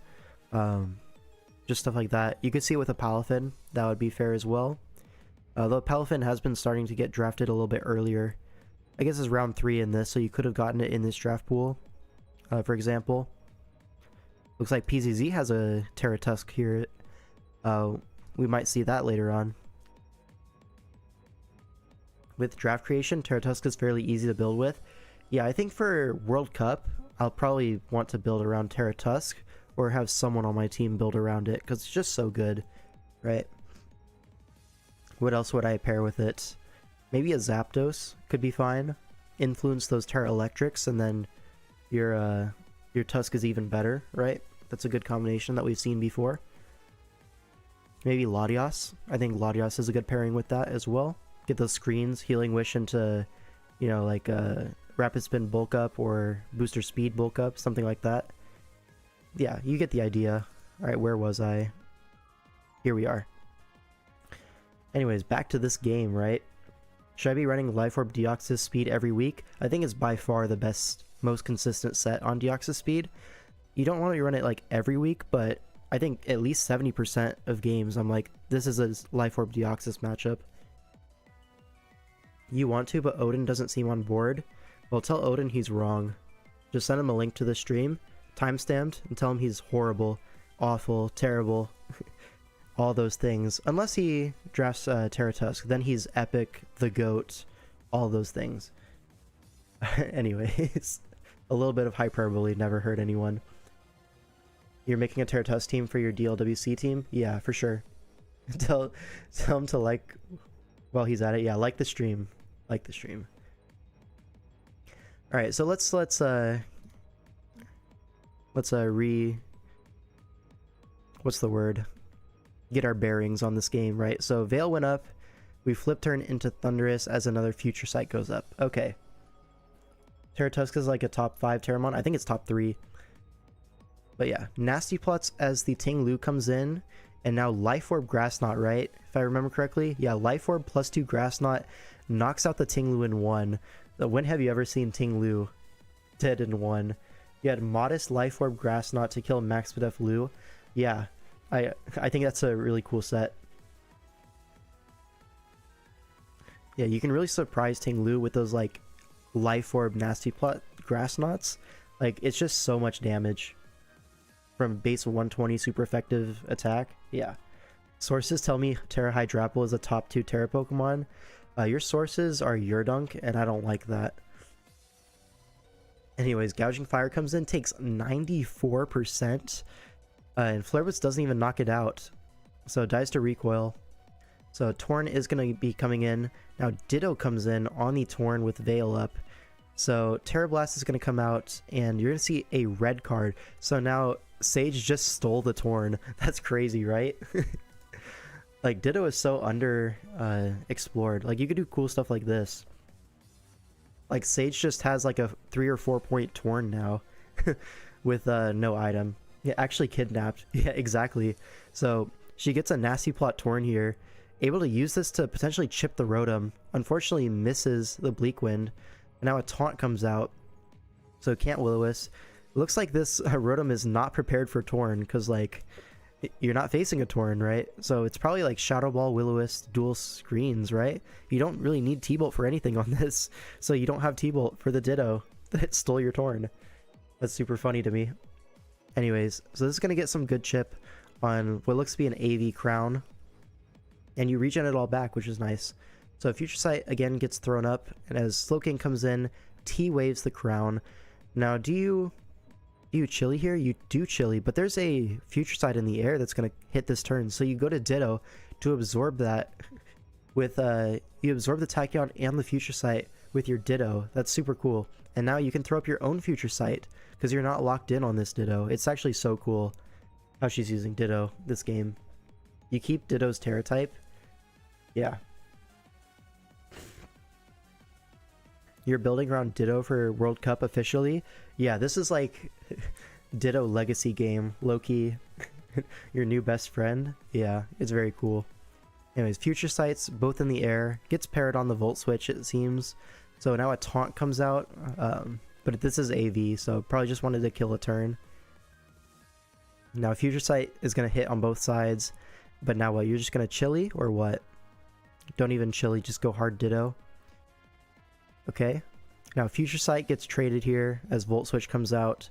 Now Torn comes in. It is going to be Terra Blast, so this is going to knock out the Ditto. And so the Future Sight is not going to hit on Sage's side, but now the Future Sight is in the air. Oh, Mental Herb gets rid of the taunt. So now sets up the Snow again for the bundle as Future Sight does 16% because it uses the Ditto's special attack stat. That's actually super funny. So Ditto should have been max special attack in this game if Sage thought about that. Just max special attack modest with max HP. That would have been that would have been meta here because it would have done more with the Future Sight. I'm sure she didn't actually end up being max special attack because you do not anticipate that interaction. Yeah. But now you know, right? Next time. Anyways, bundle gets in with the hail up, or the snow, I guess. So you get another round of Veil. And now Flip turns out on the crown. Probably just going to see another Future Sight go up, but unfortunate para. Now Ogerpon finally gets in. Gonna Terra. Serena is going to be the answer to this, but Sword Stance comes out. And you Sword Stance again. Yo, tell me again how good Serena is. Tell me. Burger, please tell me. Can it check Ogerpon or no? But anyways, this is now +6 Ogerpon. There's nothing that Shuckle can do about this. Yeah, he's just cooked. Like, folks, can Serena defeat Ogerpon 1v1? I don't think it can. And so that's going to be the game, right? Horn Leech, Horn Leech, Horn Leech. And that's going to be it. So Sage does advance to round 2. And yeah, that's going to be the series. Close enough. Yeah. Yep. Anyways, weakness policy, Ogerpon plus the Veil. It's a pretty cool thing. Serena could have done it if it had Axel. I don't know about that, bro. I don't know. I feel like maybe not. But with the Veil up especially, Serena wasn't brought to beat Ogre, it was brought for inspiration. That's a very ethereal. Crit all 3. True, if you crit all 3, then you might 1v1 it, true. Alright, let's look at the next matchup, which is going to be PZZ up against Gengar Mask. I actually don't know anything about Gengar Mask as a player, but I know a lot about PZZ. So PZZ has been on a absolute tear recently, winning everything ever. So won DPL this last season, won the World Cup, won the Seasonal. Yeah, this team is so swag. Yeah, it's like Turbo Rain with Terrapagos. Pretty epic. Not all of PZZ's team are this swag, I will say. When we were reviewing all the drafts, he definitely has some stinkers in there, but this one is pretty cool. There's a Lando Eye as well. Yeah. Alright. So, on the other side we have the double water starter, which is cool. Swampert plus Quaquaval. You have Zapdos, which is going to be a good thing to bring here. My team 1 is swag, stop hating. Is that PZZ? Aiden McFarland? Anyways. Yeah, is it PZZ? Oh god.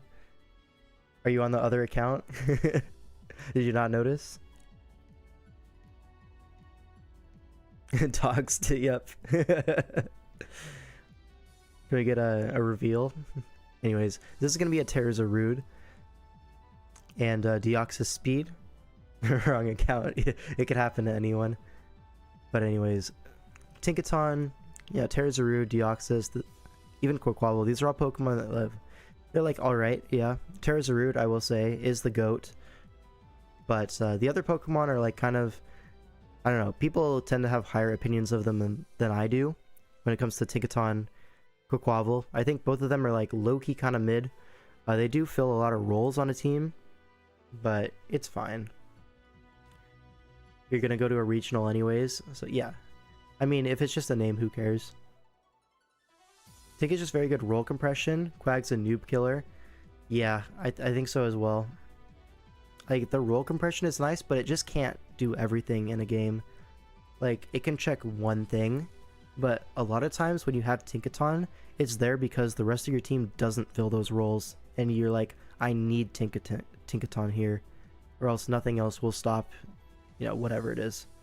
So it ends up having to take on 2 or 3 Pokemon a game, and it just can't do it. Aura, right? Never liked it when you used it. Yeah, I think it's just a little weak, right? A little passive, which is funny to say when it has like T-Wave Encore, stuff like that. But it doesn't feel like it hits back too hard. Like, I'm never like, oh, I'm gonna lose to Tinkaton. I have seen some really cool SD Tinkatons. I think those are probably my favorite set. It's hard to make sets for it. Yeah, I think when people just throw on Encore rocks and stuff like that, it's kind of a wasted opportunity. I think you use the defensive typing and stuff to just run SD Mold Breaker Tinkaton versus Terapagos. Yeah, stuff like that is like way cooler. SD Encore, yeah. Like SD Knock, Gigaton, stuff like that. I enjoy those sets, but people force it into a defensive role way too much, I think. Pickpocket shenanigans are fun as well, yeah. I agree. Knock resist, pickpocket, berry tink is the only thing to run. It's gonna be Roap berry, is it? That's tough. But yeah.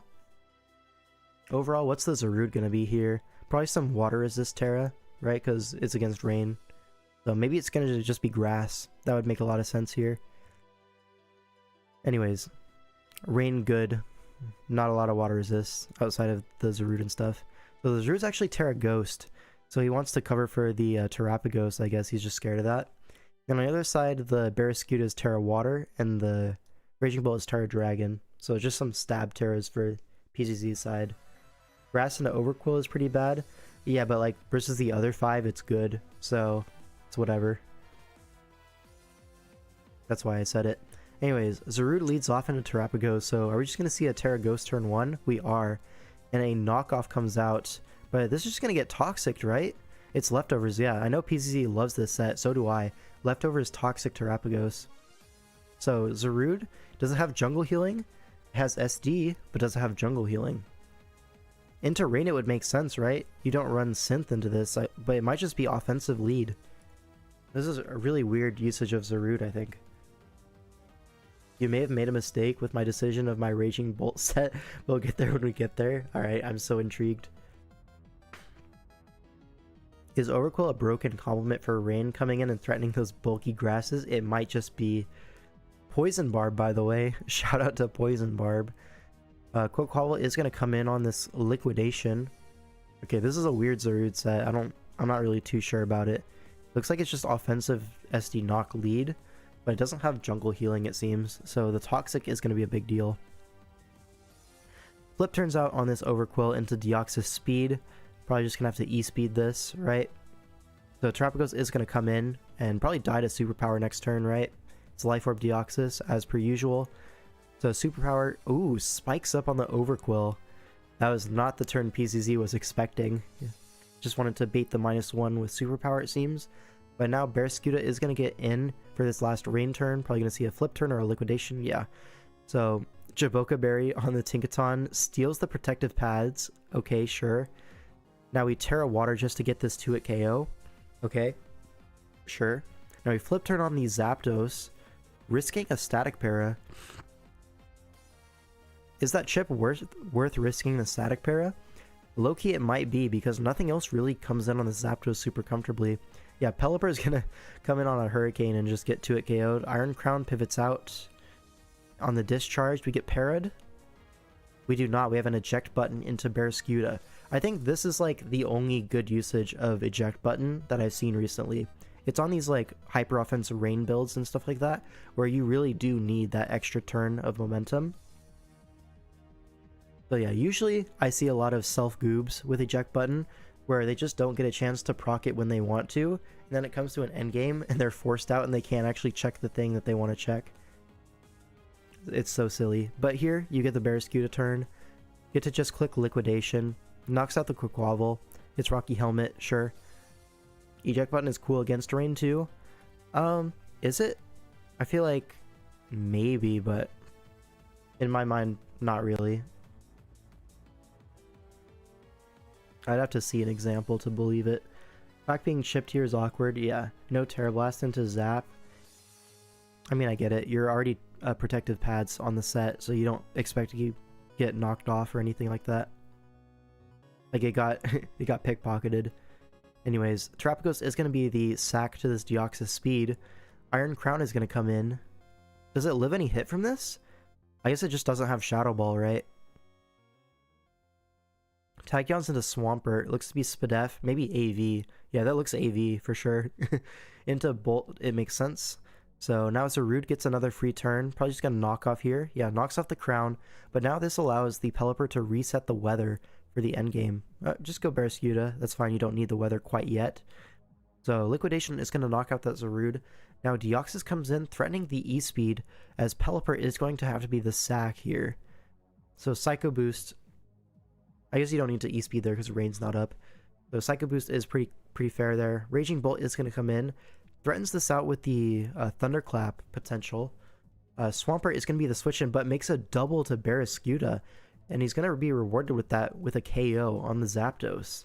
So a really great double by PZZ. Is going to get parried, but I don't think that matters at all. You have Aqua Jet for Deoxys, but I guess you get E-Speeded anyways, and you still outspeed the Swampert, so it actually doesn't matter at all. Raging Bolt is going to come in on this E-Speed. Is it going to survive the Psycho Boost? Looks like we're not ready to risk it, and we see another Barraskewda double on the Swampert, so that's really well played by PZZ. And now this Deoxys is going to knock it out, but now will Raging Bolt survive? It's going to be at 37%. Is this a 50-50? Alright, Thunderclaps on the non-E-Speed, and that's going to be that. Looks like it was a 50-50, right? Because obviously Psycho Boost is going to KO at 37, but E-Speed is going to be at 2 at KO. So that turn, if you E-Speed on a Thunderclap, you'll win as the Deoxys. But if you Psycho Boost on the Thunderclap, you'll lose as Deoxys. So it is just a pure 50-50. But PZZ put himself in that position by making some really great doubles in the end game. Low-key, a Psycho Boost miss would have been mega clutch. I think that like technically makes it so that Thunderclap is not the play, right? Because in a pure 50-50, if you Psycho Boost and get that wrong, then you still have the miss chance. But you can also use that logic to say, well, if that's more correct, then my opponent might come to the same conclusion, so I'll do the other one. You know, it's whatever. He knew he'd get the play right. Yeah, it's really just a 50-50. Those doubles were really smart. Yeah, these Barraskewda turns, like here, Raging Bolt comes in, but you know it's AV Swampert from earlier, so you just double into Barraskewda. You're rewarded with a KO every time you do this. So Liquidation's the Zapdos, and then here, Raging Bolt comes in on the forced E-Speed because you have to cover Aqua Jet. And now, I assume you're out of range of the Psycho Boost with the bulk on Raging Bolt. Even if you're not, right? If you just take a Psycho Boost this turn, you lose.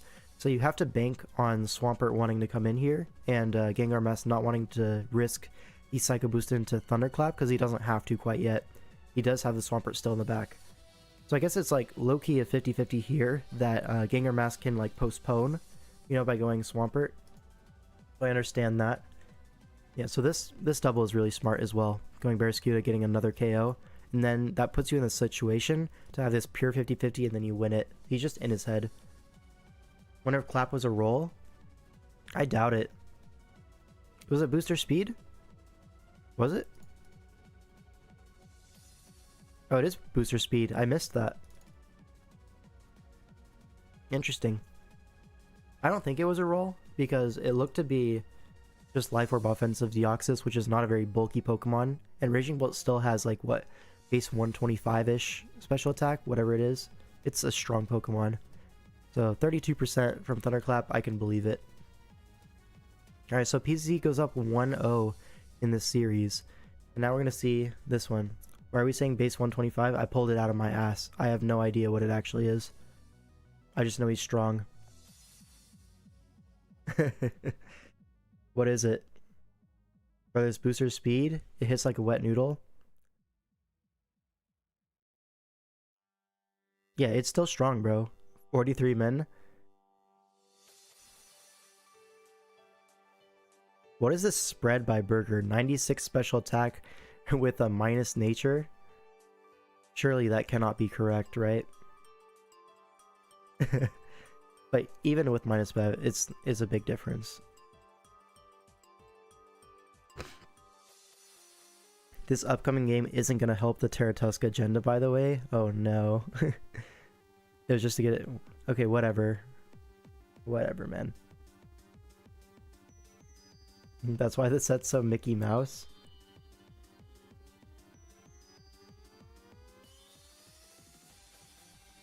Nah, you're just a little silly. It's always going to KO the Deoxys there. Which is why Zooch runs it. Yup. It's like Timid Cart. It's way better than Timid Cart though. Like, be so real. Anyways, this matchup. These are some funny looking teams. Right? These three together. This Hydrapple, Pecharunt, and then Terapagos wrong form. You know, they just have funny sprites to me.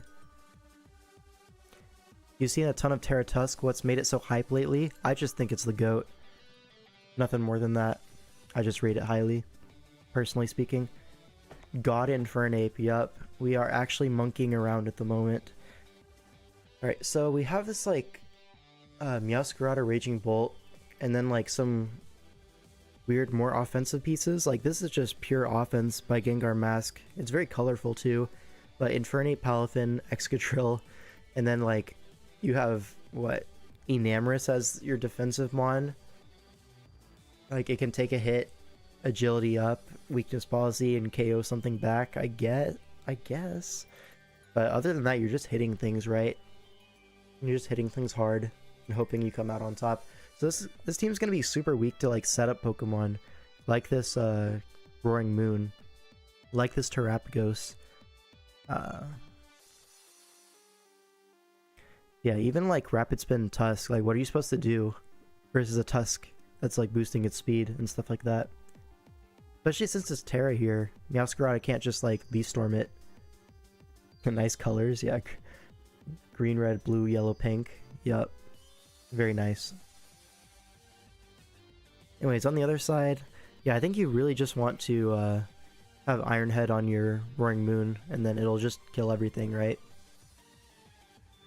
Looks like a really good matchup for PZZ. Like, there's nothing stopping his offensive threats.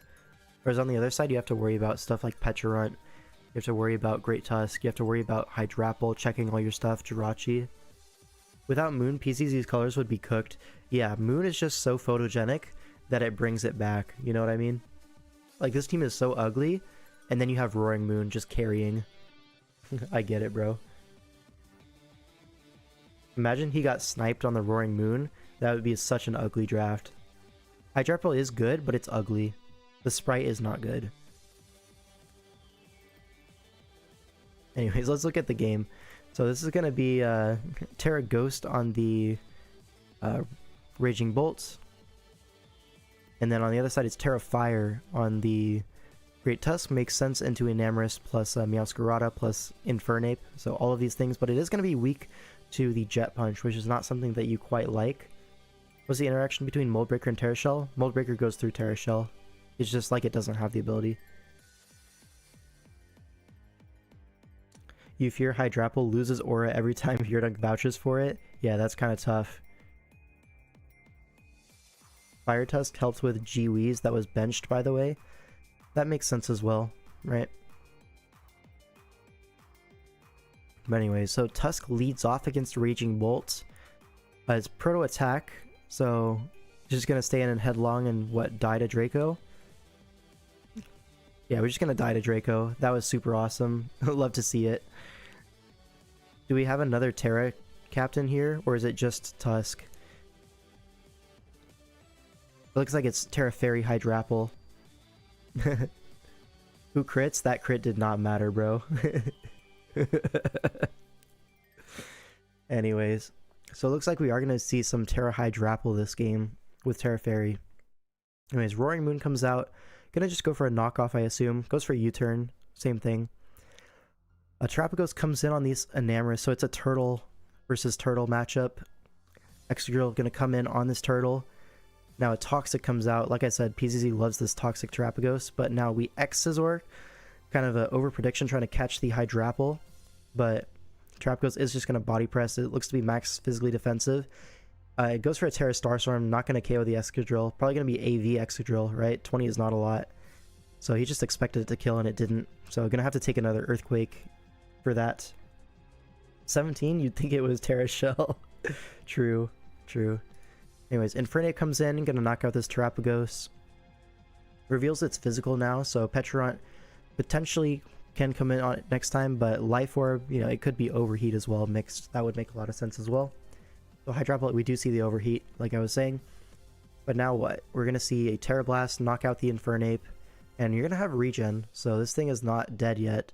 Roaring Moon is going to come in on the Raging Bolt. Volt Switch, okay. So you know it's not going to Draco into the Terra Fairy Mon. Very nice. U-turns on Enamorous, going to want to get on that Jirachi. Earth Power, so he predicts that correctly, but only 25% thanks to the Shuka Berry. One for Hydrapple, let's go. Is Hydrapple not broken? Yo, it might be the GOAT. He might be the GOAT, yep. Alright, so Jirachi into Palafin now. Who gets thundered on the Switch and parried, so that was crazy, right? Thunders again into Meowscarada. Does this get parried too? No, it does not.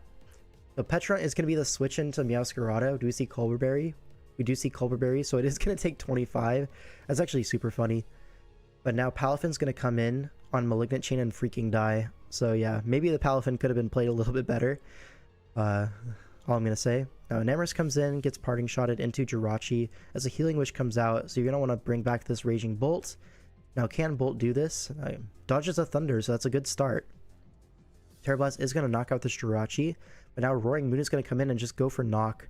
That does so much damage. Gets rid of the specs. So he was actually locked in a Terra Blast this turn. Unlucky. Now Meowscarada is going to come in, but this should just be a U-turn. No, it's not a U-turn. It's just a knockoff. Same thing. Honestly, it's all good. Everything wins. Yeah, play rough into Petrarant. Remains the Meowscarada switch in. But now it should just be a few Malignant Chains and you're fine. There's one there. And Foul Play into Raging Bolt. Sure. Same thing. Wow, 60% and no para on Meow. Hacks? It might be hacks. But PZZ does make it out of round 1. 2-0ing Gengar Mask. Alright. You swear Petrarant sucks and then does things like this? I think Petrarant's actually not that bad. I think its Fizdef is really nice, and then Malignant Chain is always annoying. It's just like, if your opponent has a good Steel type to take advantage of it, it can feel like it doesn't do a whole lot. But yeah, very cool. Now, unfortunately, we're only like halfway through this, and I do have to go to the bathroom. So, what I am going to do is going to throw up some, what's it called? You'll see. What is it? Media file? Sure. Let's see if I can find it. This should work. Alright, I'm going to put this on the screen, and then I'm going to go to the bathroom. I'll be right back. Oh, where'd it go? I need it to loop. There, loop. Alright, I'll be right back. 1 sec, folks.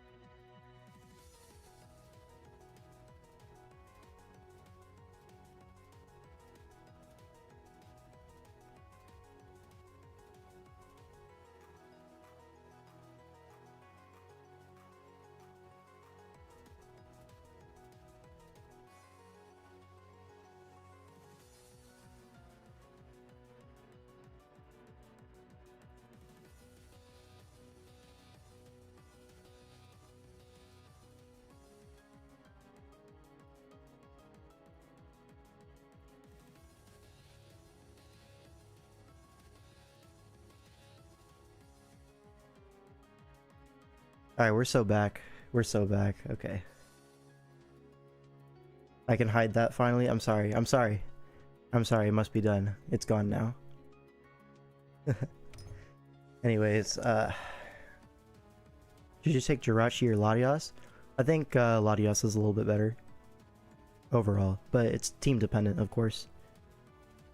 Alright, next series. So we have Cyonical against Boas. Now, I actually don't know too much about these two players. I know Cyonical, he is a Smogon mod, has played a lot in the tournaments and stuff.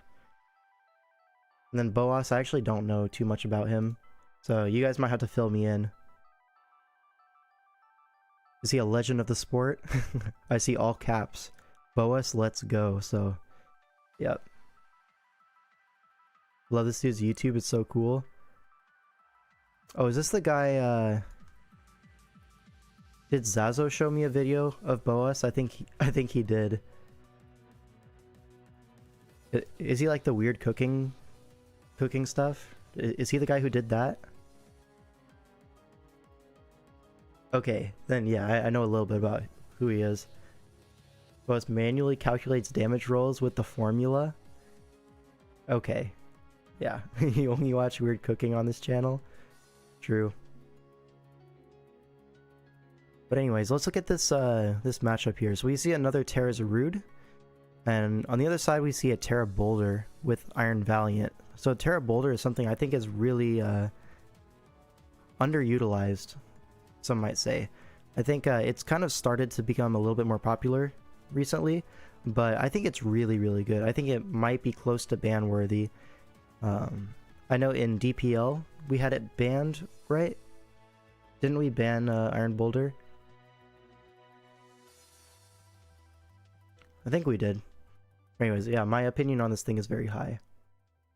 Here's a thumbnail for a video called Cutting Fruit, and it's a coconut being hit by a hammer in his sink. Yeah, that is, that's definitely new.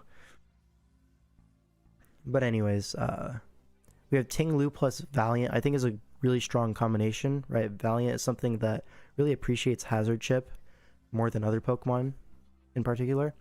We have a Latios on this team.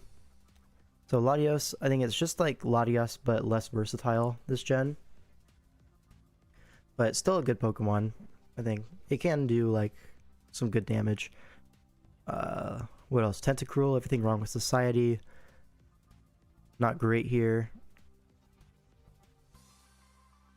Then what? Slitherwing? I'm not a big fan of Slitherwing, honestly. I think Darkrai is a big fan of Slitherwing. At least he used to be back in the day. I know he thought it was the coolest Pokemon ever. I just don't see it.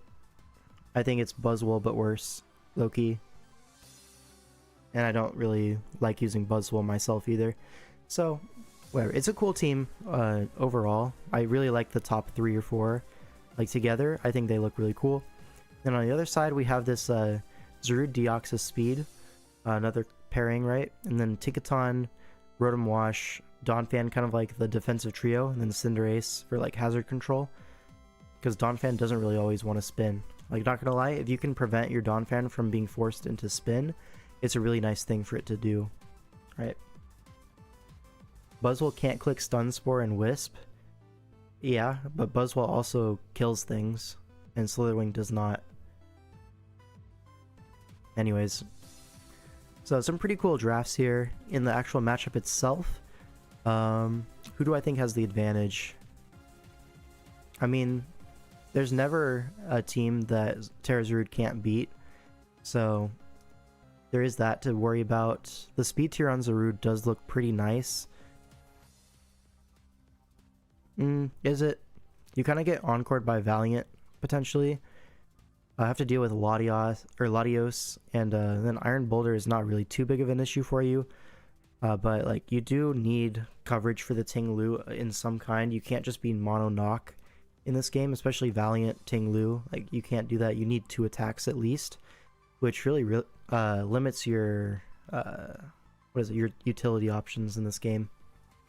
Slither is just difficult to fit. Maybe, yeah. The Boulder is scary for opponent depending on Terra type. Yeah, Boulder is always really good. Like, booster speed SD it's just standard set, but it's standard because it works, right? Really strong set. You want to keep Donphan or Rotom healthy to deal with that, I think. But outside of that, it's really scary, right? Maybe you can E-speed it, Sucker Punch with Cinderace, something like that. Anyways, I think I like Psionicle's matchup a little bit better. Not by a huge margin, but I think it's definitely favoring him in this game. Let's just look into the game here. What are the Terra types? Okay, so it's Terra Grass on the Boulder and Terra Steel on the Slitherwing. And then on the other side, it's Terra Ghost on the Zarude. And I don't think he brought a second Terra Pokemon. Okay, so Ting Lu leads off into Zarude. Immediately Terra Ghost bulks up. This is a free spike, but now a Drain Punch. This is going to do 35% and get Whirlwinded. Yep, does get Whirlwinded. Now Cinderace comes in. Probably just going to see a U-turn here. No reason not to U-turn. As Tentacruel comes out, do we see a Rocky Helmet? No, we see Eject Button into Boulder. So Boulder coming in without the booster and then off of an Eject Button, no less. It does kind of signal to me this thing is probably going to be Choice Banded. So let's see if I'm correct here. So Donphan is going to come in on this Mighty Cleave to 16%, and it's Rocky, it's Life Orb. Okay, some kind of damage boosting item. So half right. It's kind of threatening a Terra Blast Grass here, but doesn't elect to go for it this turn. Just gets Rapid Spun on. But Ting Lu does come in. Are we going to see a knockoff from Donphan? I feel like we could have definitely seen a knockoff there. Instead, the Rotom Wash is going to be chipped for 50% by the Ruination. Now Latios is going to come in on the Wisp. Now Latios gets a free turn here, but Tinkaton is there, able to check this thing. Do we see anything? We see Luster Purge. Do we get the drop? We do get the drop. And it's Life Orb as well, so this is a very bulky Tinkaton. It's Shuka Berry for the Earthquake, so he's well prepared for this Latios. Gigaton is going to put it almost in range of burn, but here another Luster Purge is going to do 30%. Wanted to cover like a pivot to anything else on the Earthquake, so it makes sense. Now Slitherwing is going to be Booster Attack comes in, and Flame Charges. That's interesting. Now Donphan coming in is not really going to be able to 1v1 this Slitherwing. You're just going to be able to Leech Life, and you don't really take too much from this attack, but Roar, that's going to do it. Okay. So it gets rid of the attack booster. Very epic. Latios is so sleeper, not a fan. Yeah, like everything Latios does, Latios can do just as well. And then Latios in matchups like this, where there's a Tinkaton, right, a pretty hard counter, you could just be a support Latios set, where support Latios sets don't really exist like that. You know? Stuff like that. That's why Latios is better than Latios. Owen made a video about that pretty recently. But Latios can't Mystical Fire or Luster Purge Spit F Drop. Neither of them can Mystical Fire this gen. They took it away. They said that's too powerful, you can't have it. It just doesn't hit hard enough. Yeah, exactly. Anyways, Roar is going to deal with that. Tentacruel forced in, and now Tinkaton's going to come in on that. A flip turn is going to put it low. Now Slitherwing is going to come in, get that Flame Charge off once again, it seems. He really prioritizes being +1 speed with this thing. Yeah. Flame Charge into the helmet, and now what? Leech Life, probably. Yeah, Ice Shard for some more chip. Earthquake to avoid the helmet also makes sense. Now Zarude comes in, is just going to blank this thing entirely. Like, Terra Ghost is just such a hard counter to this thing's move pool. But now bulk ups, and is going to get encored by this Iron Valiant. So, like I said, Encore Valiant into Zarude. Pretty standard, pretty automatic. And also, this is the same thing I was saying earlier about Tinkaton, right? It's good at 1v1ing things, but it's usually put in a position where it has to check multiple things. Like here, it was able to check the Latios, but now Valiant's in at 100% and you don't have a Tinkaton anymore. And now like the Valiant's just going to go crazy on your team. It's really hard to deal with. Anyways, now Deoxys comes in. Not going to be faster than Valiant, but is able to take a hit. Potentially could be Scarf as well, just to check these things. Valiant and like Speed Booster Boulder, you might want Scarf Deoxys to check those. It's a real possibility. Anyways, Rotom takes some chip from Ruination, forces The Tinglu out, wisps the Slitherwing, but now what? You just protect, I guess, for some leftovers, and then you're going to see a Zarude come in. I'm almost certain of it. We do see Zarude come in, and Leech Life is going to thud for 8%. Very epic. Now, you could bulk up here, force another Encore. That's something that is possible. Instead, you Terra Blast, also completely fine. 2 it KOs the Iron Valiant, so threat neutralized. But here, the Destiny Bond is going to trade with the Zarude. And that's a huge deal for Psionical, right? You always take that trade, Valiant for Zarude, because Zarude was like really close to winning this game, right? Your only counterplay at this point was like Life Orb Boulder, which if you get up a bulk up on anything else is no longer an answer. Then Tinglu, which, you know, Whirlwind, sure, but it could be Taunt. It probably isn't, but could be Taunt. It could be Last Mon Zarude. Like, how are you beating Last Mon Zarude? So that D-Bond was really epic. You'd rather Healing Wish for momentum than flip. True. Valiant no booster versus Dio and Ace for Zarude. Yeah. Like, Valiant, it got its kill. It was, like, kind of threatening because Rotom's low, but, like, whatever. You take that trade always if you're Psionical. Now, Sucker Punches the Boulder, and we've lost all of our offensive guys. So now, yeah, it's just going to be a victory for Boas, I assume. Maybe Tinglu can do something, but its last move is probably going to be Earthquake, so it's not actually going to ever be able to knock out this Rotom Wash. And now it looks like, yeah, we trick a Scarf onto it even, so now Rotom Wash is just completely free, and Rotom's just going to win this game. If he just Terra'd his Boulder, he won. Yeah, low-key. Yeah, he just sacked it for fun, in favor of a Terra Steel Slitherwing for no reason. Yeah, maybe a bit of an oversight there. He didn't expect the Sucker Punch for whatever reason, and he's just gonna have to deal with that. But Rotom is gonna pack up this endgame by itself, I'm pretty sure. Cinderace on top just for fun, you know. Port change to the T-Spikes, very funny. So this Tinglu is gonna be poisoned unless he absorbs it with the Tentacruel right now. And yeah, he just forfeits. Yeah, there's nothing to be done. Why didn't we even tear on the Sucker? Are we adamant? I think he just forgot. Yeah, he just forgot. Yeah, it kind of sucks, right? You could have also just Terra Blasted this Rotom early game. Yeah, I don't know why he was so averse to tearing his Boulder. Unlucky. Preserving Terra Steel burned Slitherwing over Boulder. Yeah. I don't know. Maybe he just wanted, like, to keep the Psychic resist, so then he could Terra against the Deoxys, and it's harder to lock into something. I don't know. I don't really buy it, though. I think he just forgot. Alright, game 2. And this is a really cool team by Boas. I really enjoy the colors on this one.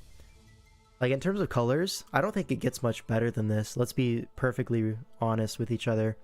This is, like, S+++ tier colors. It's so aesthetic. Yeah, exactly. If he loses, I'm going to be sad because it looks so beautiful. You might have tunnel vision on the Slither Sweep. How? It's burned at 27%. That's not something you can tunnel vision into. Like, be so real. It could be better if Boulder had a real model. Yeah, like if Boulder actually moved, had a model. Yeah. It was booster attack and flame charge. Yeah, but it got dealt with early game, right? You're not going to get a big round 2 from that guy.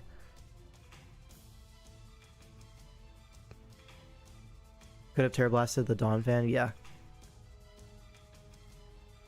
That's what I was thinking of, yeah. The Dawn Fan. Alright. You talked to him after? Yeah, he just forgot. Brain fart. Happens to the best of us. Don't sweat it. Alright, we move on to the next game. This is another Enamorous Darkrai plus Jirachi build. This time, instead of Dragonite, there's a Palafin in that, like, 4th offensive mon slot. I guess kind of 3rd offensive mon. Jirachi's more support. Now, we see a Grafaiai, which is totally new. No one runs this Pokemon ever. But Psionical, he has a Grafaiai. And this is a Pokemon that I think, you know, it's a little bit overhyped. Yeah, and it's not hyped at all. That's the thing. But the people who like Grafaiai really, really like it, and I just don't get it. Like, they say, oh, it's Prankster with the Encore and stuff like that. It's so cool.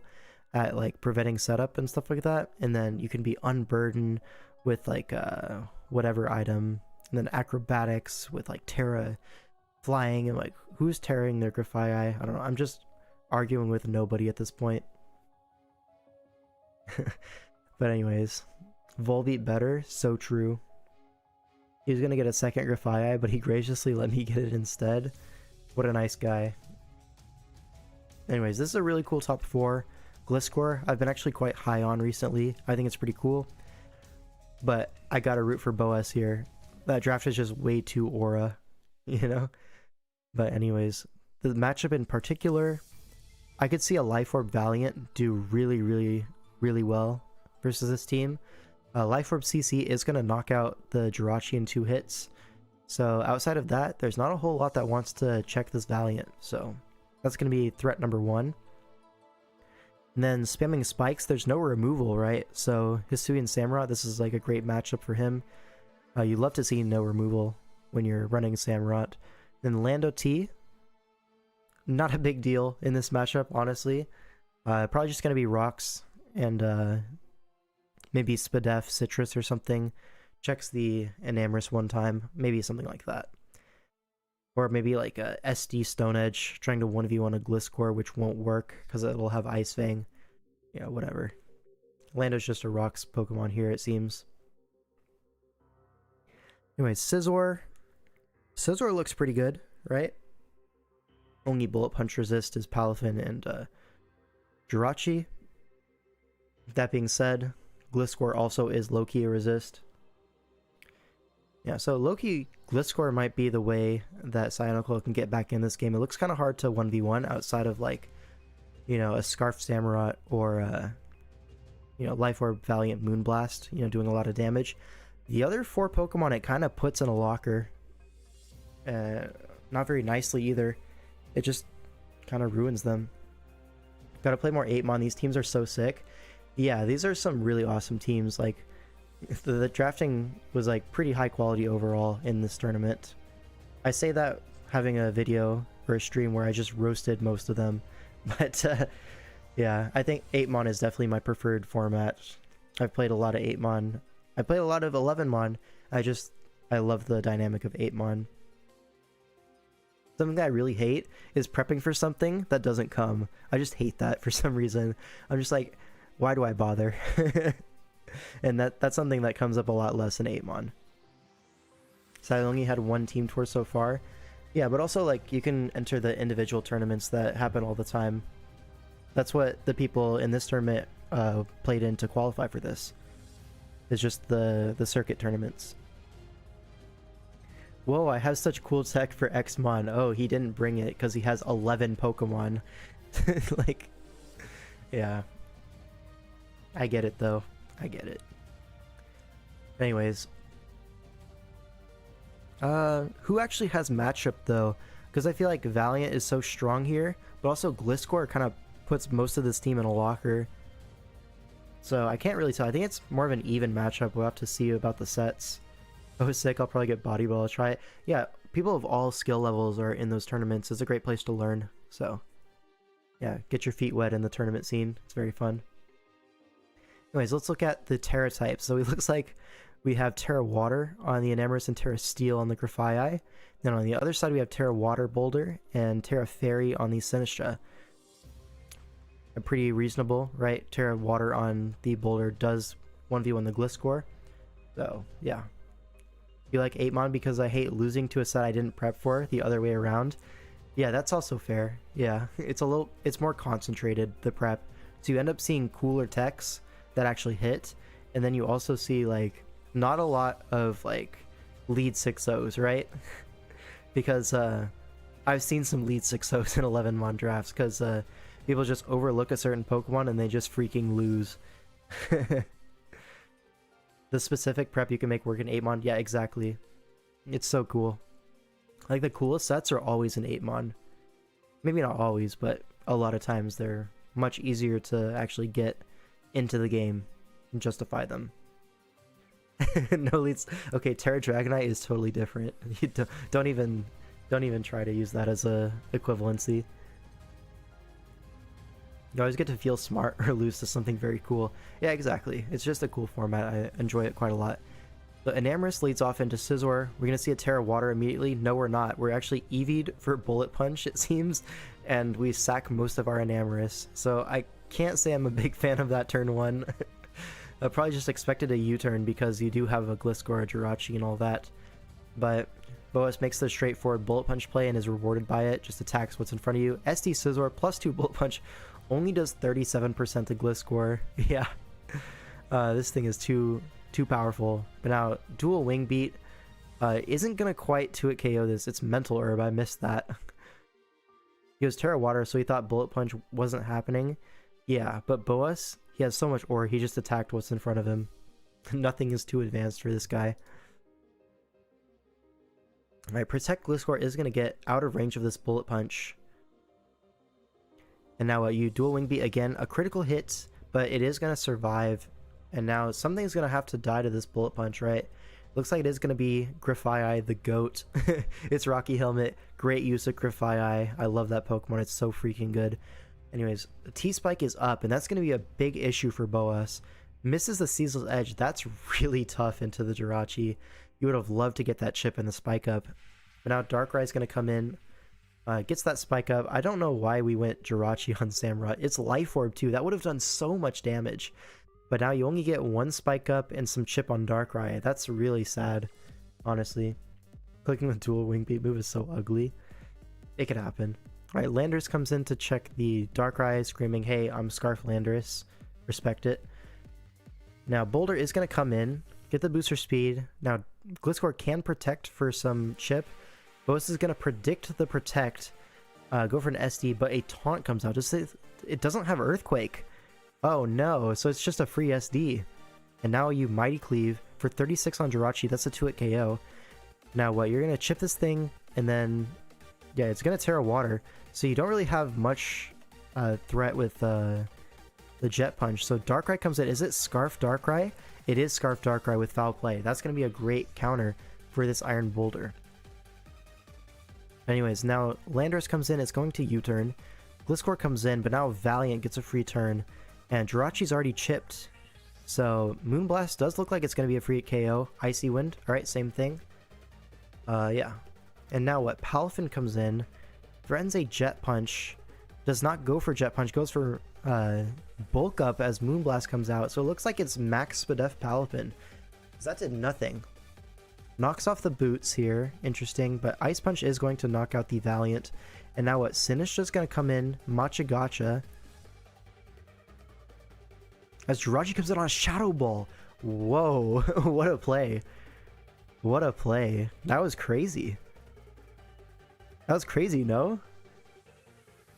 How many people would have clicked Machagacha there? Raise your hands. Everyone in the chat just rose their hand. That's crazy. Catches the Jirachi switch with Shadow Ball. That's such a big play. Does that get him out of this endgame?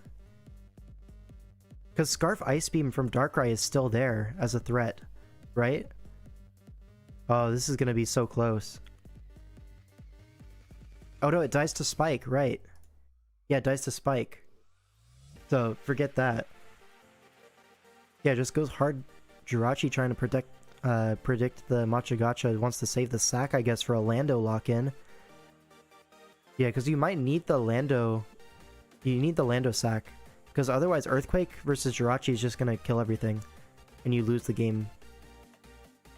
Like, you force a KO versus Jirachi every time with Earthquake. So the idea is, if you Matcha into Jirachi, then Sinistra's forced out into Landorus, right? Because you need this guy for the Palafin. Now, if you don't U-turn or anything, if you just Iron Head into that, then Earthquake is a free KO. So you need the Darkrai sack then. So I get the play. I get the play. Since it's Helmet Sinistra, Shadow Ball is probably free. It is Helmet, yeah. So maybe after Ice Punch, Shadow Ball kills. But still, I'd rather hype up the play than not do that. You know what I mean? Anyways, well played by Boas in the end game. Those T-Spikes were really annoying. That miss Ceaseless Edge was super annoying. But he made it out alive. Was that game 1? That was game 2. So he sweeps the series 2-0. So well played. Alright, let's move on to this next series, which is going to be Catast versus Swaggy Boy 006. What a name. Now, this is a Terra Gambit with the Great Tusk and the Ogerpon Wellspring. Yo, the Great Tusk plus King Gambit. Is this a OU team? This is actually just an OU team with a Kilowattrel on it, no? This is actually just an OU team. Kind of crazy, right? Flamigo? Yep. Flamigo is just sitting there, standing on one leg. Guess not sitting, he's standing on one leg. True. Scissor lead was huge value. True. Really outplayed all that. Anyways. Yeah, so this is the kind of thing that with the wrong electric bird, true. Like other two Pokemon have to be combined 3 points, right? Let's find out. Let's find his team. Where is it? It's gonna be here, yeah. So the other two Pokemon are Carbink and Spidops, so yeah. Good prediction. Good prediction. They combined for 2 points. Actually, not 3. Anyways, where were we? Are we here? Yeah, we're here. So yeah, this is just a team of 6. Pretty standard stuff. And then on the other side, we have what do we have here? This Catast build. Is this Terra Gren? It looks like a Terra Gren team. You got the Latios for support. You have Gouging Fire, secondary Wincon. Treads, more support. Yeah, but like in terms of power level, I feel like Swaggy's team just has way more power.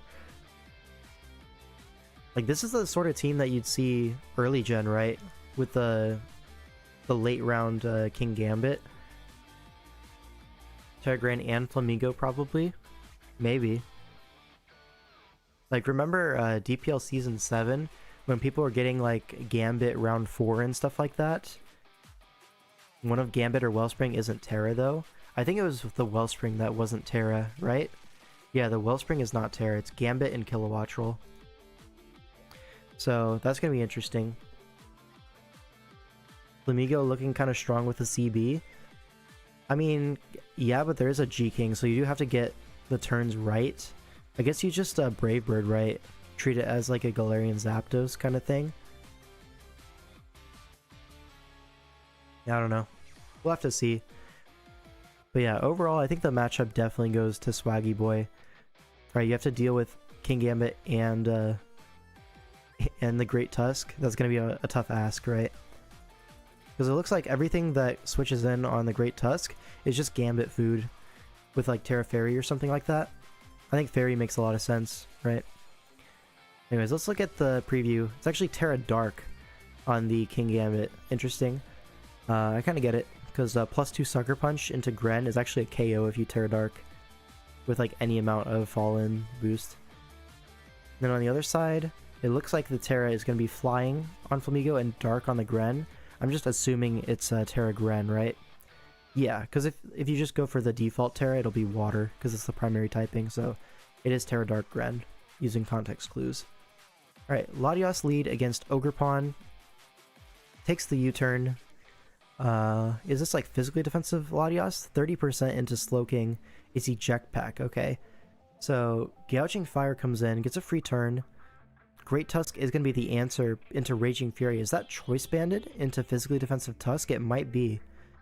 Barely misses out on the 2-hit KO as rocks go up. Oh, we switch out. I think we needed to just stay in and KO this, right? Now a spin's going to come off. We know it's Corrosion Glamora now. Interesting. Now Kilowattrel is going to be the switch into Flamigo. It only does 18% with U-turn. Now Iron Treads is going to be a pretty hard counter to this Kilowattrel. You're going to get your spin off here, so no rocks go up. Yeah, rocks instead, and Earth Power into Ogerpon. That's definitely a weird play, right? What were we expecting to happen on that turn? I think you just spin there, right? No Mega Horn's Tragic. Yeah, I don't know what Earth Power was predicting. Yeah, I just don't understand the Earth Power there. Like, surely you had a better click than Earth Power. Like, that's got to be the case, right? Rapid Spin would have been better. Mega Horn would have been better. Tragic the Spinner is Glamora. Yeah. Earth Power gets a bit of chip on Tusk. I get Tusk dies to rocks, bro. It's at 1%. Anyways, Treads goes down. Now Flamigo's gonna get a turn. It's Scarf for sure. So Tusk is gonna get sacked. You don't want to take chip on any of your other guys. Makes sense. Right, Kyurem gets Brave Birdie for 56. That's a lot of damage. But Scale Shot is gonna be, you know, okay, only gets 2 hits, but you're gonna outspeed next turn for sure. Yeah, Freeze Dry, knock it out, and now you have to deal with +1 Kyurem. So Gouging Fire comes in. It's just gonna get Draco'd, yeah. So how do you deal with this Kyurem? It's now -2. So Greninja can come in and live a hit, I guess. You Terra Dark, live the Draco, and what, low kick? Okay. You low kick, trying to cover the King Gambit switch in. That's the only Dark Resist left. Now Kilowattrel comes in, reveals itself to be Scarf pretty much here. Goes for Terra Dragon, Dragon Pulse. Okay, sure. I mean, it sweeps the endgame. Can't complain. Glamor comes in, but Slowking is going to be a hard check to this. Even Earth Power on the Switch is 37%. Yeah, Slowking just has too many stats. Chilly Reception's out into, I guess, the Ogre Pond. Yeah, and now a Ivy Cudgel is just going to end the game, right? You KO something, and then Greninja's going to get revenged by Kilowattrel, worst case. Yeah, Sludge Wave the Ogre Pond, but now you have so many ways to win, right? Kilowattrel probably going to be the main one. Yeah. And that's going to be the first game going to Swaggy Boy. So, really crazy team. Literally an OU team with the Kilowattrel. But yeah. That Meteor Beam sub Glamora set won this game, by the way. We are not talking about that Glamora set. No, sir. Alright, so here we have a Zarude into slot 1 Sneasel plus low kicks. So this team just has aura, right? If you pull up with first slot Sneasler, yeah, you might be him. That shows confidence, you know? Anyways. Zarude looks pretty nice here. Ah, what the hell? Exactly. Yeah, Zarude, you do have to deal with like Encore Bundle, but Bundle does not want to switch in on your Zarude. So maybe just some Terra that's good into Enam. Like Poison looks pretty strong here. You can get bulk ups, then Iron Treads no longer really 1v1s you. So I could see something like that. Otherwise, maybe Terra Steel. No, that's also the same problem, but it's better into G-King. Potential. You could also just be... What other Terra type is good on Zarude here? Maybe, Poison for sure? Maybe Poison, yeah, but what else? Maybe Water for a good neutral typing. I could see a Terra Water Zarude here. That would make some sense. Good should be alright, depending on Chomp set.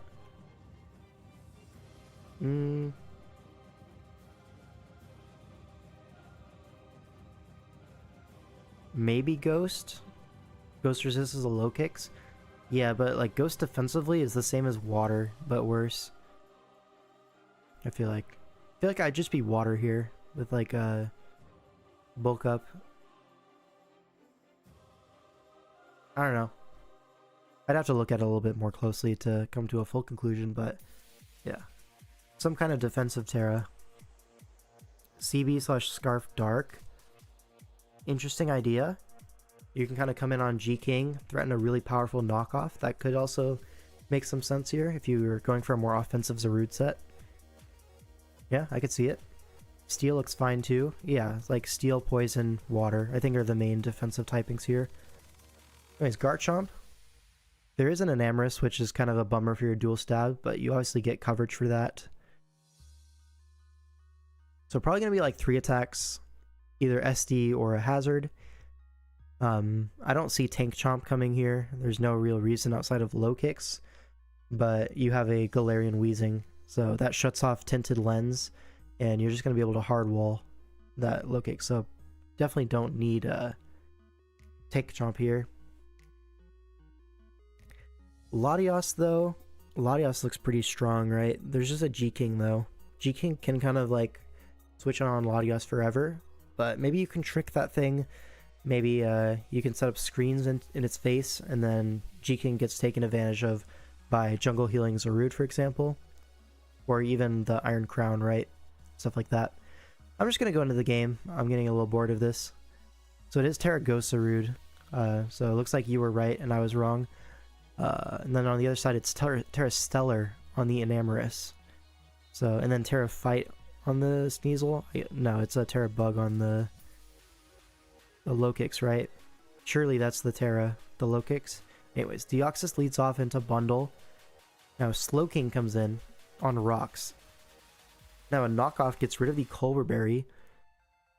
And that looks to be physically defensive Slowking, judging from that damage. Now T-Wave Future Sight, you get some full paras, pretty lucky, but let's be honest, it was all getting regened off anyways, unless you're setting spikes, in which case it'll get spun. You know, so another full para. A little unlucky on the side of Katas, not gonna lie. But now Zarude's gonna come in on the Treads Rapid Spin. So Treads got Rocks up and spun and escaped at 97%. Can get off some Earthquake Chip, but it gets Drain Punched. Chople Berry is gonna proc. So lots of berries happening here. Now gonna get forced out, right? And Enamorus comes in on the Drain Punch. So really good pivots here. Now what? You're just gonna go for a Moonblast, right?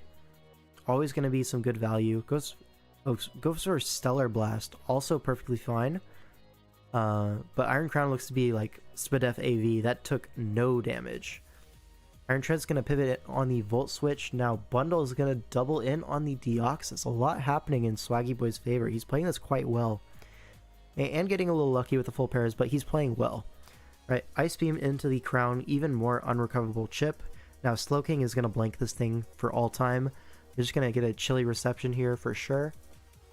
Right, or a T-Wave here. T-Wave's fine as well. But Chilly Reception is going to be the click into Iron Bundle. And now what? You just Ice Beam? Oh, it's Scarf Latias. Surprise KO on the bundle. 100%. So he was not expecting that at all. I wasn't either, to be honest. But, so Bundle goes down. Now Enamorus comes in, goes for the Earth Power, KOs the Deoxys. But now Crown is still going to be the switch in.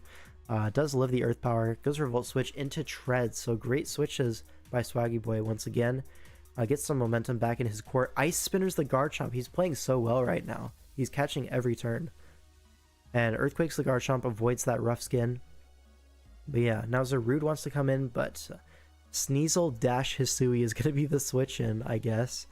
Throat Chops the Zarude for 52% as Terra Blast comes out. And it looks like Zarude is going to get 1v1 by a Sneasel. That is so epic. Right, forced out. Weezing is going to come in. It's Rocky Helmet. Makes sense. Now Slowking is going to come in on a Wisp, so absorbs that nicely. We're going to see another Chilly Reception almost certainly. But gets taunted, right? So it goes for a Future Sight, one step ahead. But now you go into Latios as what happens. Now an Ice Beam comes out. We're going to hit that Latios for a lot of damage. Now what, do we see a Healing Wish? We do. So Healing Wish back into the Zarude. Going to give it a round 2. So what are we going to do? We're probably going to bulk up on this thing, right? We do go for the bulk up. Can Zarude 1v5 this? Because it low-key has to, right? Thank goodness all these Zarude players are throwing so I can continue to abuse it in the future. That's what I'm saying. This is good for the agenda. Don't get it twisted. Because if we make it look too good, they're going to ban it. And we can't have that. We need to be able to use this for ourselves. But anyways, so Enamorus is going to go for a Terra Blast. It's going to be super effective into any Terra Pokemon. But do we have +1? It doesn't KO the Enamorus, and that's probably going to be the game, right?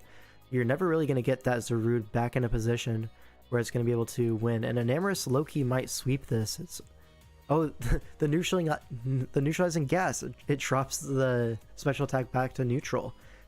That's a really cool interaction. I like that. Now Iron Crown is going to be able to take this. I would have taken a +2 hit anyways. But goes for Focus Blast. You got to go for something at this point. Sneasel's going to come in though, and it should just finish this game with Throat Chops. And that is super funny. So Zarude was almost there.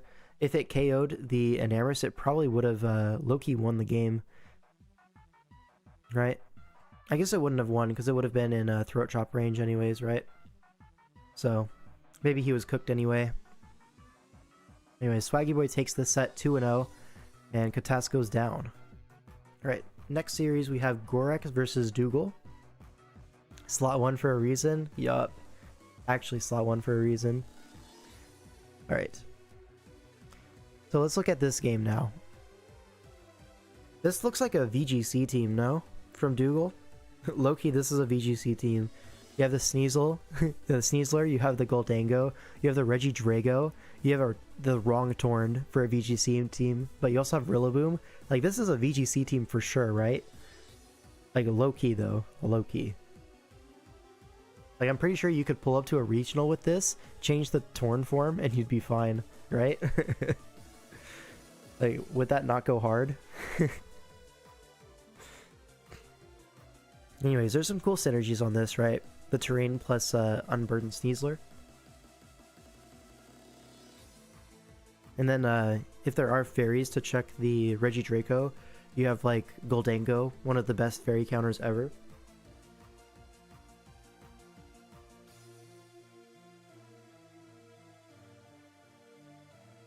Alright, so then on the other side we have a Fortress, so I must immediately root against this team. But Greninja, Enamorus, probably going to be Terra Enamorus with Gouging Fire, so pretty cool. Rhyperior, Tailwind, so true, so true. So, what are the threats here, right? Gouging Fire is going to be stuffed pretty hard by the Rhyperior, so going to be tough to get through that. Greninja as well, kind of put in Rillaboom jail. So it's going to be tough to get Gorex's offense going. Enamorus probably going to be the #1 threat off rip, with maybe like a Terra Ground Earth Power, or maybe a Terra Darker Ghost Terra Blast, trying to get around Shukaberries, something like that. Could be pretty nice.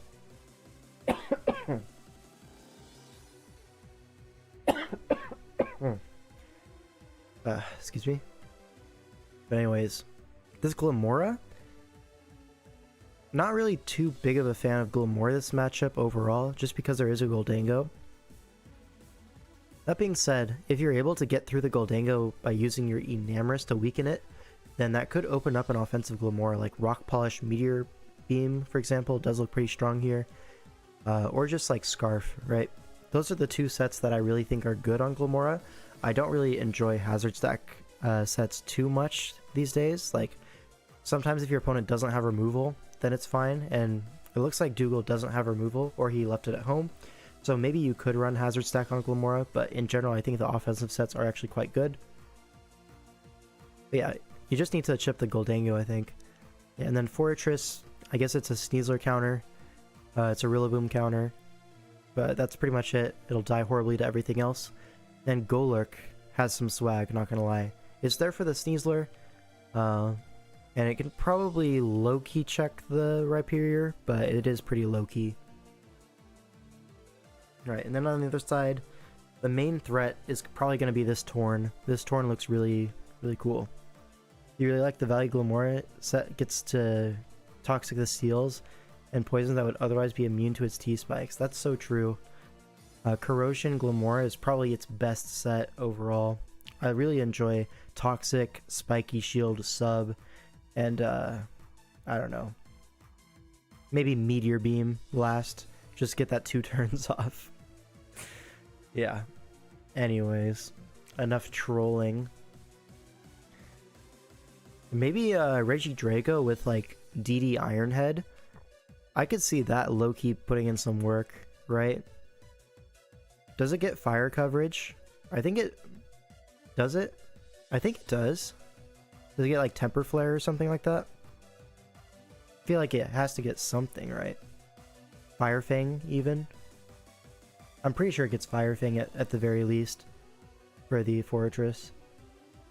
So yeah, DD The DD guy does seem pretty nice. Alternatively, you can just click Dragon Energy and just hope Enamorous tears out a fairy. Ready? Yeah, Fire Fang. Okay. Pretty weak, but it'll do the job versus Fortress. In terms of matchup, I think I probably have to go with Dougal. He seems to have answers for pretty much everything Gorex has. And then some of his offense is like pretty strong. So yeah. Let's look into it. Oh, they forgot to turn on preview. Oh no! So it's going to be Water Torn, Fairy Rhyperior, and Poison Enamorous. So Poison Enamorous is weird to me. I guess you want the defensive typing into Rillaboom and Sneasler, but I feel like you probably want the Terra to be offensive into Goldango, because otherwise you're just going to get walled out by it, like low-key. Anyways, Regidrago leads off into Gouging Fire, so 2 dragons at lead. Is this Scarf Regidrago? It's not. It's AV. And Draco Meteor Gouging Fire with Eject Pack. And Dragon Energy's the Fortress for 40%. I freaking love Fortress. It's so good. Look at this. God damn. So is this Specs Regidrago or something? No, it's AV, right? Explodes into Enamorous. This is super funny. Okay, so Enamorous is chipped. Fortress is at 20. Pretty good work, honestly, by a lead Regidrago. Terra's Water into Hurricane, but Gouging Fire dodges that. Gets taunted into another Draco Meteor. Why are we special Gouging Fire? Why is it working? Yeah, go for Heat Crash. Heat Crash does more than Draco, is hilarious. But yeah, Rhyperior is going to come in on this every day, pretty much. Yeah. That guy beat Turt. Yup. He has a trophy. Now Golurk going to be the switch into Rhyperior. Probably going to trade Rocks here, if I had to guess. Yep. Rocks go up, and now Torn going to come in for a Terra Blast, but we're going to live that. Go for a Poltergeist. Does it knock it out? No, it does not. So Fortress is going to be the sack here. Best use of Fortress. What can I say? You get the Eject Pack, yeah. But I don't know. I feel like you could have been something else. You're not breaking past Rhyperior anytime soon.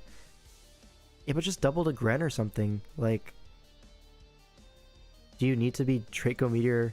Do you need to, like, destroy your own Gouging Fire set just to, like, basically add a U-turn to it? I don't know. That's for you to decide. Alright, Greninja comes in, and Rillaboom comes in on the Greninja. It's going to be Battle Bond Greninja. So, Ice Beam is going to 2-hit KO this Rillaboom, gets the roll. And he gets the +1. So, I don't know what roll that was, but he got it. Now, Goldango's going to come in, probably going to be Culver Berry, right? It is Culver Berry. And goes for Dazzling Gleam, doesn't knock out the Greninja. So, this Gren is kind of putting on a clinic here. KOing 2 Pokemon already. And now you have Sneasler with the Grassy Terrain. Oh, it doesn't have the Seed, but it is going to live the Surf and go for a U-turn. But it's dead to Hazards at this point. So it looks like Gorex has managed to get quite ahead in this game off the back of that Greninja. So now Sneasler is going to get sacked to the Hazards as Energy Ball comes out. Now you get your regen. It is Scarf Glamora, like I was saying. A great set. Now Terra Blast is not going to KO it, and you're just going to be able to Energy Ball twice.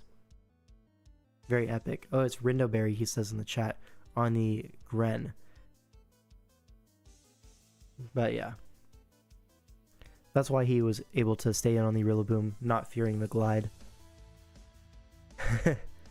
No! Anyways, really well played by Gorex. This Gren kind of went crazy, allowed this Scarf Glamora to clean up, and Fortress looked awful in this game as well, so really can't complain, right? More Fortress slander plus, you know, Terra Gren popping off. Hey, what can I say? I'm a fan. Alright, and now we go to game 2. This is going to be Dougal with a Urshifu Single Strike. This is the only one drafted in the tour, and it's like Latios with a Terra Ogerpon. It's a pretty cool offensive build. And then on the other side, we also have a pretty offensive build with a Darkrai Garchomp kind of like spearheading the attack. This is interesting, right? There's some defensive backbone on each team. Like, neither one is just going to fall over immediately to anything, but there's going to be some strong attacks getting thrown out. So we'll just have to see, right? In terms of like major threats, I feel like Dougal might be favored here because the Urshifu looks good, the Latios looks good. The Tarap has to deal with Goldango, but it can deal with Goldango. Like, that's not the end of the world for it. It'll just come out the other side T-waved and whatever. Like, if it wants to beat Goldango, it certainly can. And once you do that, that frees up Latios. So I really enjoy that combination there. And then Ogerpon, not a whole lot of grass resist, right? Only the Goldango, which again, we mentioned is quite pressured, and the Thunderous, which is not very bulky. So like a Banded Woodhammer, that's going to be a big deal. Or even like Banded Ivy Cudgel. Going to be some powerful moves coming off. Even SD could potentially win the game. You might see like a Mirror Herb Darkrai. That's something that I've seen popping up for these Ogerpons. Right, you copy the +1 speed and then you're faster.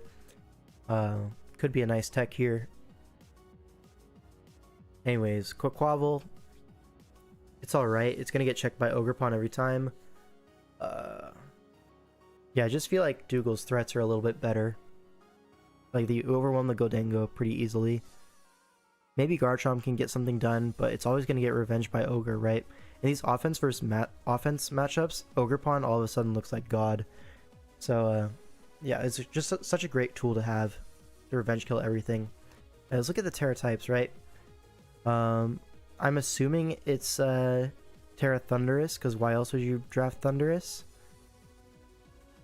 Oh no, it's Terra Quaquaval. It's Steel Quaquaval. Yeah, not a big fan of Thunderous overall, but anyways, Terra Steel Quaquaval. So that's gonna resist the Ogerpon, and it's gonna be resisting the Terrapagos Terra Starstorm as well as the Latios. So pretty good defensive Terra here. And then on the other side is just gonna be Terra Grass Ogerpon, and then outside of that, it's Terra Grass on the Moltres as well. Quavel and Thundy Eye Terra, probably. I would assume it's the Dunsparce and Quaquaval. Let's double check that. We're looking for Gorex, right? That's not it. This isn't it. So here it is. Yeah, it's actually Thunderous. It's Thunderous Arbok and Quaquaval, so you were right. We're here. Yeah, so it's not Terra to Dunsparce, it is Flying Thunderous and Steel Quaquaval. Probably going to see the Terra on the Quaquaval if I had to guess.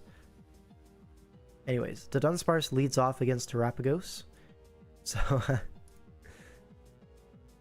who is it that keeps saying the Dunsparce is better than Terrapagos?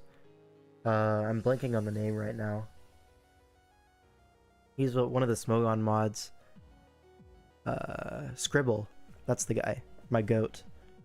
And I think he's slowly been proven wrong over the gen, but you know, it's always fun to see. Alright, the Dunsparce gets Toxic and Terrapagos gets Toxic. Yeah, Scribble. But it's a Lumberry Terrapagos. He's one step ahead. Very epic. And now Excadrill gonna pivot it on the next Toxic. So well played. And now Garchomp is gonna come in as rocks go up. So now Terrapagos is gonna switch in on this Chomp in before rocks. Very epic. Now do we just see an Ice Beam? Okay. I was gonna say a Starstorm looks pretty free here, but now Excadrill is gonna come in once again on the Dunsparce. Boomburst only does 17%. Is this like AV or something? That did nothing. Now Rapid Spin is gonna get rid of these rocks. As a Flamethrower comes out, 35%. Yeah, I'm being led to believe that is Assault Vest Excadrill, which makes sense into stuff like Darkrai, Thunderous, Goldango. It's like a really good bring here. It's actually faster than Garchomp, which is crazy. A very, very bulky Garchomp. Rapid Spin is going to put it in range of EQ, so you can't even block this spin with a Rough Skin Rocky Helmet. If you try to just like rock up repeatedly, you would just Earthquake this, and then Goldango has to block the spin, but you need that guy. That guy is super important to keep healthy. So now Ogerpon is going to Ivy Cudgel this Garchomp, knock it out. Is that +1 already, you think? Was it? Yeah, it spun already. Okay, my bad. But Ogerpon does come out Thunderous. We risk the Terra, not Terra, the Prankster T-Wave there. Maybe it's Lumberry Ogerpon then. Would make sense. But now Moltres dodges the Hypnosis. Okay, so Latios KOs Thunderous with Luster Purge, then Darkrai revenges Latios. Moltres switches in on Hypnosis, dodges, and dodges again. So we've seen Hypnosis go 0 for 3 in this tournament so far. And there's the Mirror Herb Darkrai, like I was saying. Pretty standard into these Ogerpons. And now we finally hit our first Hypnosis into the Moltres. Now Terrapagos is going to come in on the Nasty Plot, but the shell is still active. So Dark Pulse, you're going to resist that. Even a crit, not going to be too impactful here. And Starstorm is going to knock it out. Now Quaquaval is going to come in. You're threatening a KO with Close Combat. Terra Steel and bulks up instead. Okay, so you're using it as setup fodder instead. Now Urshifu comes in, but now Urshifu switches out. Definitely expected the Goldango to come in here, right? Because CC was so free there. Maybe CC doesn't kill and you're not ready to give up your Urshifu for the Quaquaval. But I feel like CC was perfectly fine there. Very reasonable play. Because even if Goldango comes in, it's not the end of the world. You have things that can pressure it, right? You even have a Moltres that is asleep. You could just sack it, right? Not a big deal. But if Quaquaval gets a free turn here, it's like low-key over, right? So you kind of over-predict there. Now you get the Aqua Step off. Is this going to be Scarf Latios? It is Scarf Latios. Okay, we're saved. Now it's locked into Aqua Step, so Ogerpon is going to 1v1 it, even though it's +2. It should anyways. It's Scarf +2, so super fast. Yeah, 46%. It's doing a lot, but not quite a 2-hit KO. But if Stomping Tantrum is the only move you have for this, no Synthesis, we might just lose. Go to Moltres. Fishing for the Flame Body. Do we get it? We get the Flame Body. Okay, we're so back. So now Urshifu should be able to take a hit, and now you can just Wicked Blow, right? Wicked Blow is free. Oh, you go for Trailblaze. I don't think you can afford to take this damage. Can you? Maybe you can, because now you're faster than Scarf Goldango. If this is Colbur or Helmet, this is rough. It's not Colbur, it's not Helmet, and this Urshifu is going to sweep the endgame. So really tight endgame, but yeah, okay, Vergi. Very cool. Thanks for sharing with the class. But yeah, Dougal manages to pull that one out off the back of a Flame Body burn. That being said, I don't think he really needed to go for that that switch out on the Urshifu versus Quaquaval. I feel like once it wasn't boosted up in speed, you can just attack it, right? You could go for a Wicked Blow. And then once Quaquaval is weakened, maybe Latios can do something. But Goldango's at full, so maybe you needed this Urshifu. I'm not too sure. How toxic is Dougal dropping the early GG knowing he won? Kind of aura. Yeah, he pulled this one back. Another great color team. These like Iron Boulder, Lando Scizor kind of things. Always great colors. This one no exception. Then on the other side, works with another Ting-Lu Tornadus combination. This time with Latios over the Gouging Fire. So it makes sense. Palafin as well. A great offensive mon. Okie dokie. Okie dokie, something that's been performing quite well recently. It's kind of on the rise, right? People have really been enjoying that thing recently. It's like Toxicroak, but with actual stats and a better move pool and more swag. Okie dokie looking strong. Yeah, like he's good in this matchup. Like you run Ice Punch for Lando and then just dual stab hits everything else. It's pretty nice. And it's very bulky too. Like you can check the whatever it is, the Iron Boulder if you Terra out of that poison weak or out of that psychic weakness.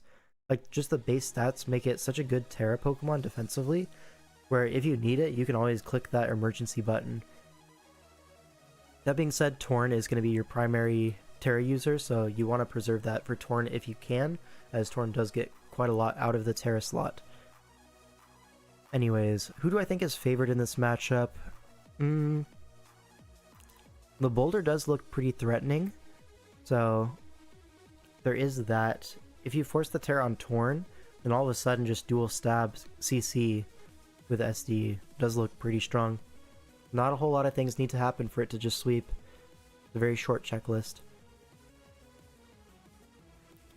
Greninja as well. Gren looks pretty good, right? The main defensive piece on Gorex's team is that Ting Lu, which is obviously weak to Hydro Pump and stuff like that. So Gren looking really, really strong this game. Might even force an AV Torn. Something like that. Let's see, Whimsicott is going to be pretty nice here for the Palafin. But outside of that, it's not the most useful Pokemon. It can kind of pivot in on Ting Lu as well, but that's also free hazards. As I'm pretty sure Moonblast into Ting Lu is doing a crisp 20%. Like low-key, low-key. Let's see, the Lando has to deal with Rotom, Torn, Ting Lu, a lot of stuff. Even the Palafin, right, doesn't love seeing that. Scizor as well, looking pretty neutered. So really it is just the Greninja and the Boulder as the main offensive threats. Maybe Thunders can do something with Grass Knot into Ting Lu, Dark Pulse into the Lottie and the Rotom. So that could be a pretty reasonable threat. You naturally check the Torn, which you are, and then you're faster than everything else. So maybe that trio, right? Boulder, Gren, and Thundy can do something. Whereas on the other side, the Torn does look really strong. You could see something like Terra Fire, right? Terra Fire to get those boosted heat waves. That's going to be your best way of hitting Thundurus outside of a Terra Blast. Super effective. Maybe you run Terra Ice, but I find that hard to believe into Bullet Punch and the Iron Boulder. So likely you're not going to be able to one-shot this Thundurus with your Torn. But everything else does look like pretty big Torn food. Icy Wind, Heat Wave, just Hurricane, hits everything. Pretty reasonable. You can even run Foul Play on this thing to prevent the Iron Boulder from setting up on you so easily, because if it takes a Foul Play, it's almost certainly going to be in Jet Punch range, right? So there are some cool things Gorex can do this game.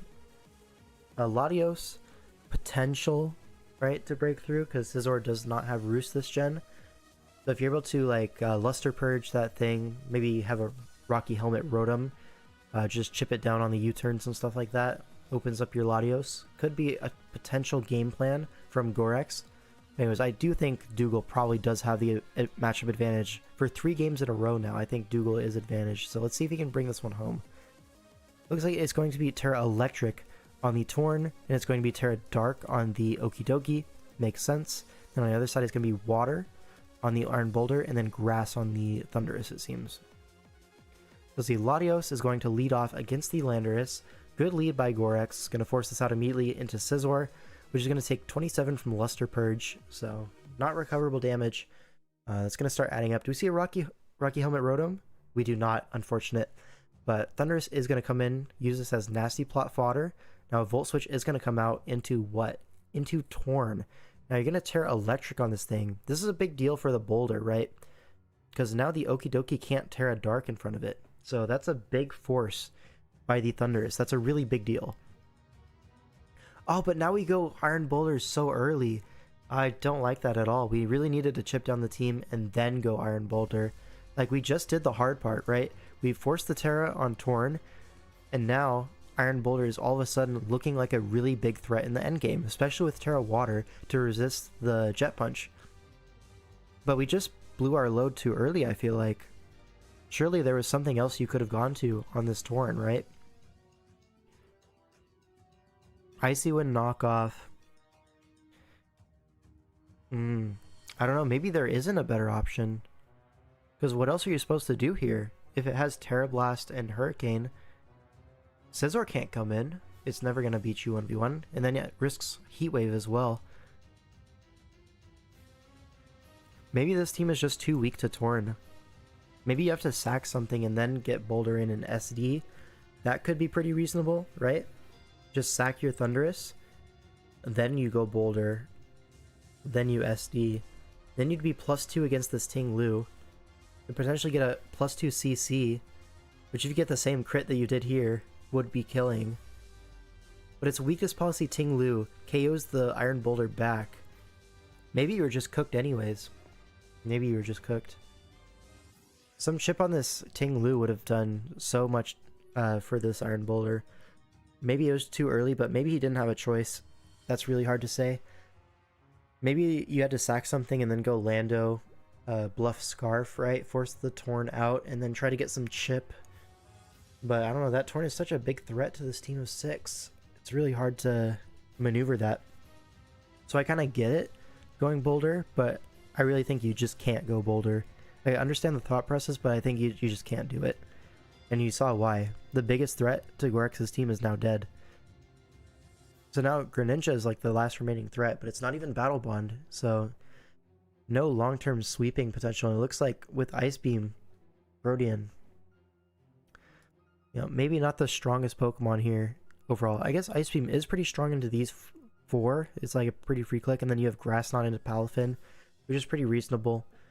But yeah, so Torn gets its free switch in though off of the Gren kill every time, and it's just gonna KO something back with Hurricane. Thundurus does go down. Now Landers comes in, goes for the Earthquake into Rotom. That's tough. Now you're going to see a free Volt Switch. No, we do not see a Volt Switch. We see a Will-O-Wisp trying to cover for non-Scarf Lando. But now Lando gets pivoted in on Torn. You never risk your Torn here. Gets up the Rocks. Is this Scarf Rocks? It could be. Now Wisp comes out again into the Whimsicott. And now we see a Giga Drain. Chipping this Rotom is really important for the Landorus. But it's going to be Wisp Hex Rotom. That's going to do a lot of damage into the Whimsicott. Now we see another Giga Drain, but this Torn is AV it looks like, so it's going to be really hard to deal with this Torn. We see a Memento. Are we trying to SD with our Scizor or something like that? No, we go Landorus. So this is just going to switch out.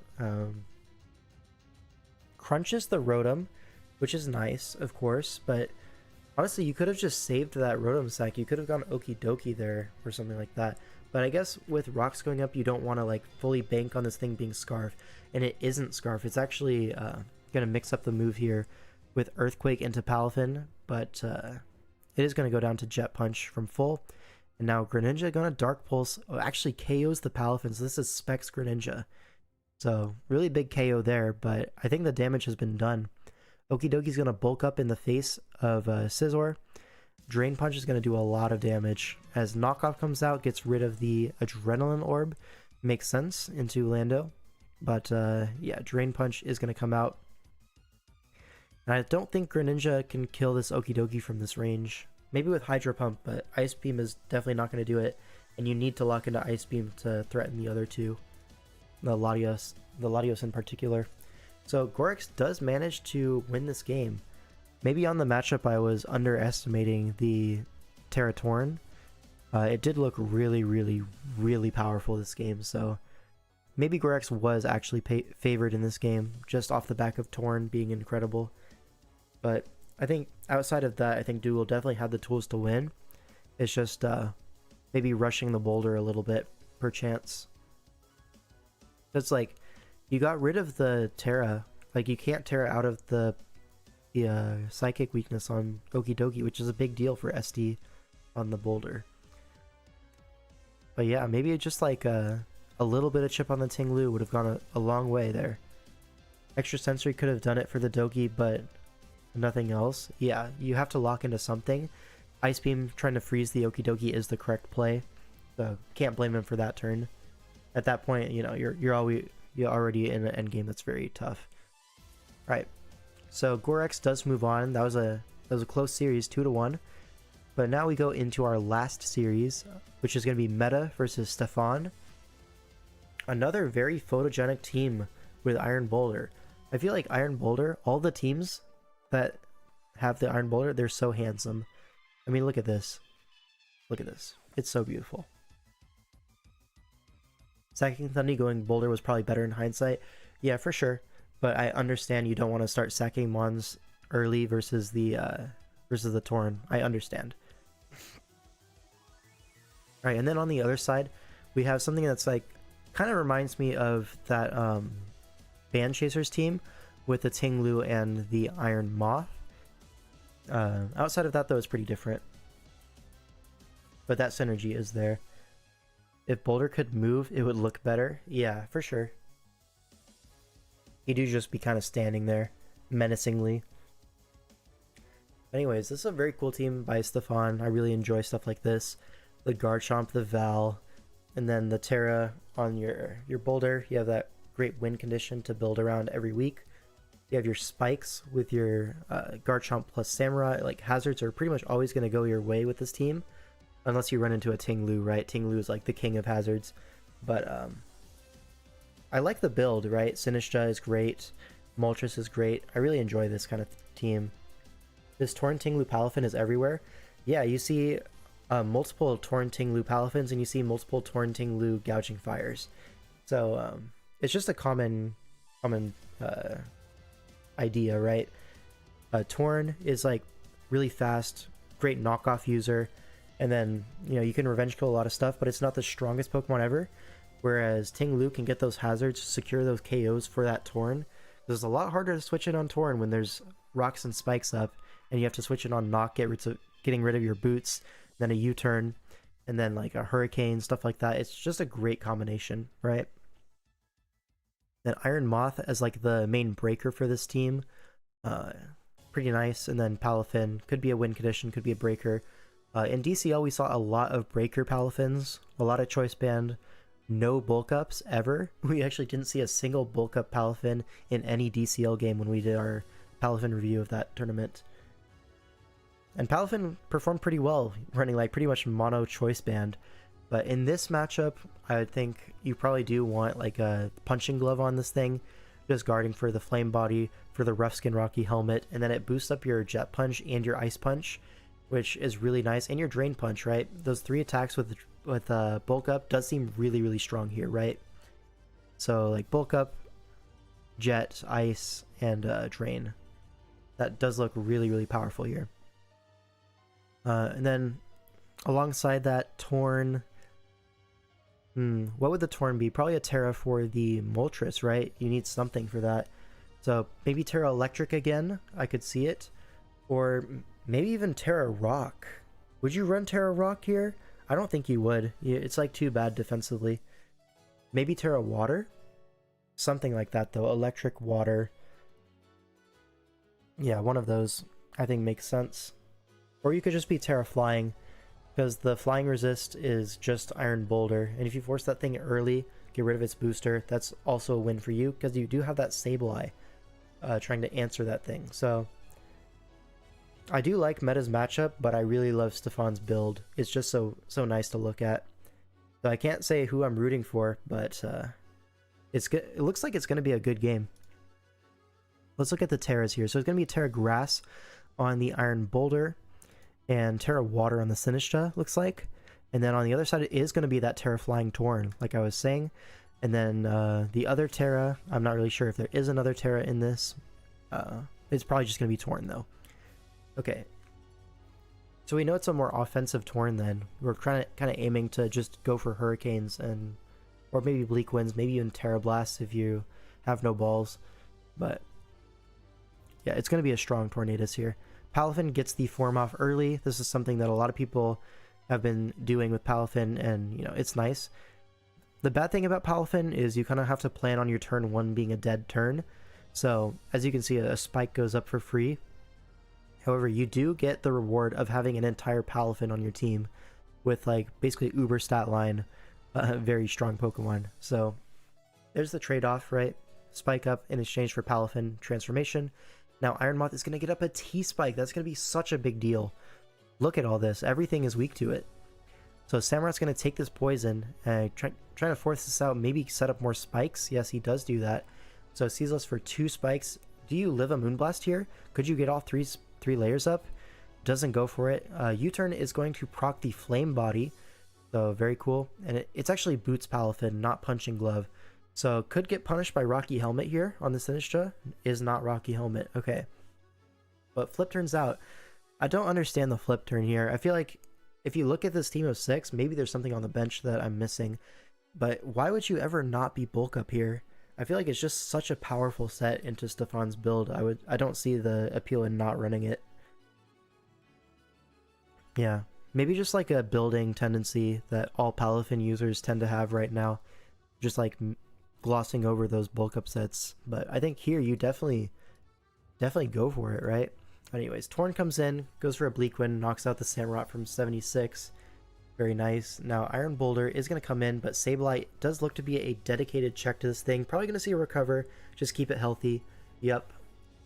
Moltres comes in on that. You go Iron Moth. It is Boots as well. So you have Boots spam pretty much. So Boots Palafin, Boots Moth, and I presume Boots Torn. Was Sableye Boots as well? I think Sableye was Boots as well. So you have at least 4 Boots. Was Whimsicott Boots?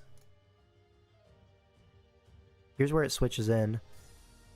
It's Boots Whimsicott as well. So you have 1, 2, 3, 4, 5 Boots and Ting Lu not revealed. So really making a Samurott completely useless. That's one way you can prep for it, but it is a big commitment, right? With Specs Torn. Is it Specs? Because Samurott doesn't have the greatest SPDEF. I could totally believe that just a Terra flying Boots Torn could KO it from here. If it's just like an offensive Samurott, I could totally see that happening. But anyways, Moltres comes in, Moth comes in on that as a Willows comes out, and now what? I'm just going to see a Sludge Wave, right? Yeah, Sludge Wave does a lot of damage to Moltres. Gets the slow U-turn into Iron Boulder. Probably going to get poisoned. No, it's Boots Boulder. Okay, everyone's running Boots, I guess. Mighty Cleaves once again, but Sableye is going to put this in jail. Recover. It's basically no progress every time Boulder's in. So this cycle here, Meteoriolo is always getting some amount of value here, whereas Stefan is not really getting the same value.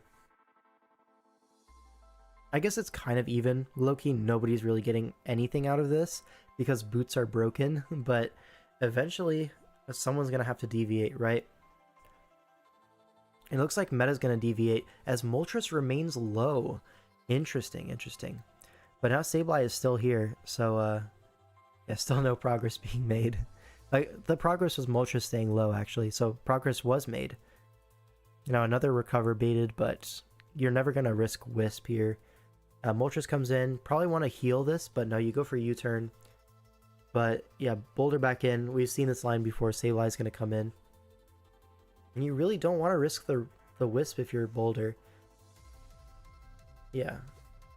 Mighty Cleave only has 8 PP, so it's going to match the Sableye recovers. So unless you have another move for the Sableye, it is going to be... Yeah, it's going to be Earthquake, okay. But this isn't going to force a recover. So now Sableye can get... I was going to say get a knockoff or a foul play, something of the sort, to chip the Moltres coming in. Goes for foul play here. I don't like that foul play. You could have gotten Flame Body, and that would have been really terrible. Anyways, U-turns on the Tornadus. This is all going to get regened off. Sableye is going to switch in once again. But using these Earthquakes to force recovers is going to mean that Mighty Cleave is going to be potentially breaking through the Sableye. And there is the Flame Body. So, unfortunate. And he's never letting up the pressure. He's never letting Torn get that free turn, which is something that I really enjoy. I like the thought process behind it. So now Ting Lu is going to be forced to switch in on these Iron Boulder. It's not going to be Boots Ting Lu. Unfortunately, we don't see 6 Boots.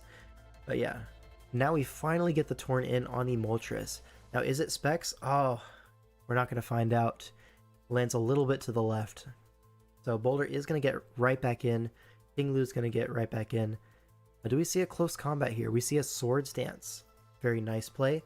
Now we go Whimsicott on the CC. Or the Terrablast Grass. Okay. But it's going to die to the burn.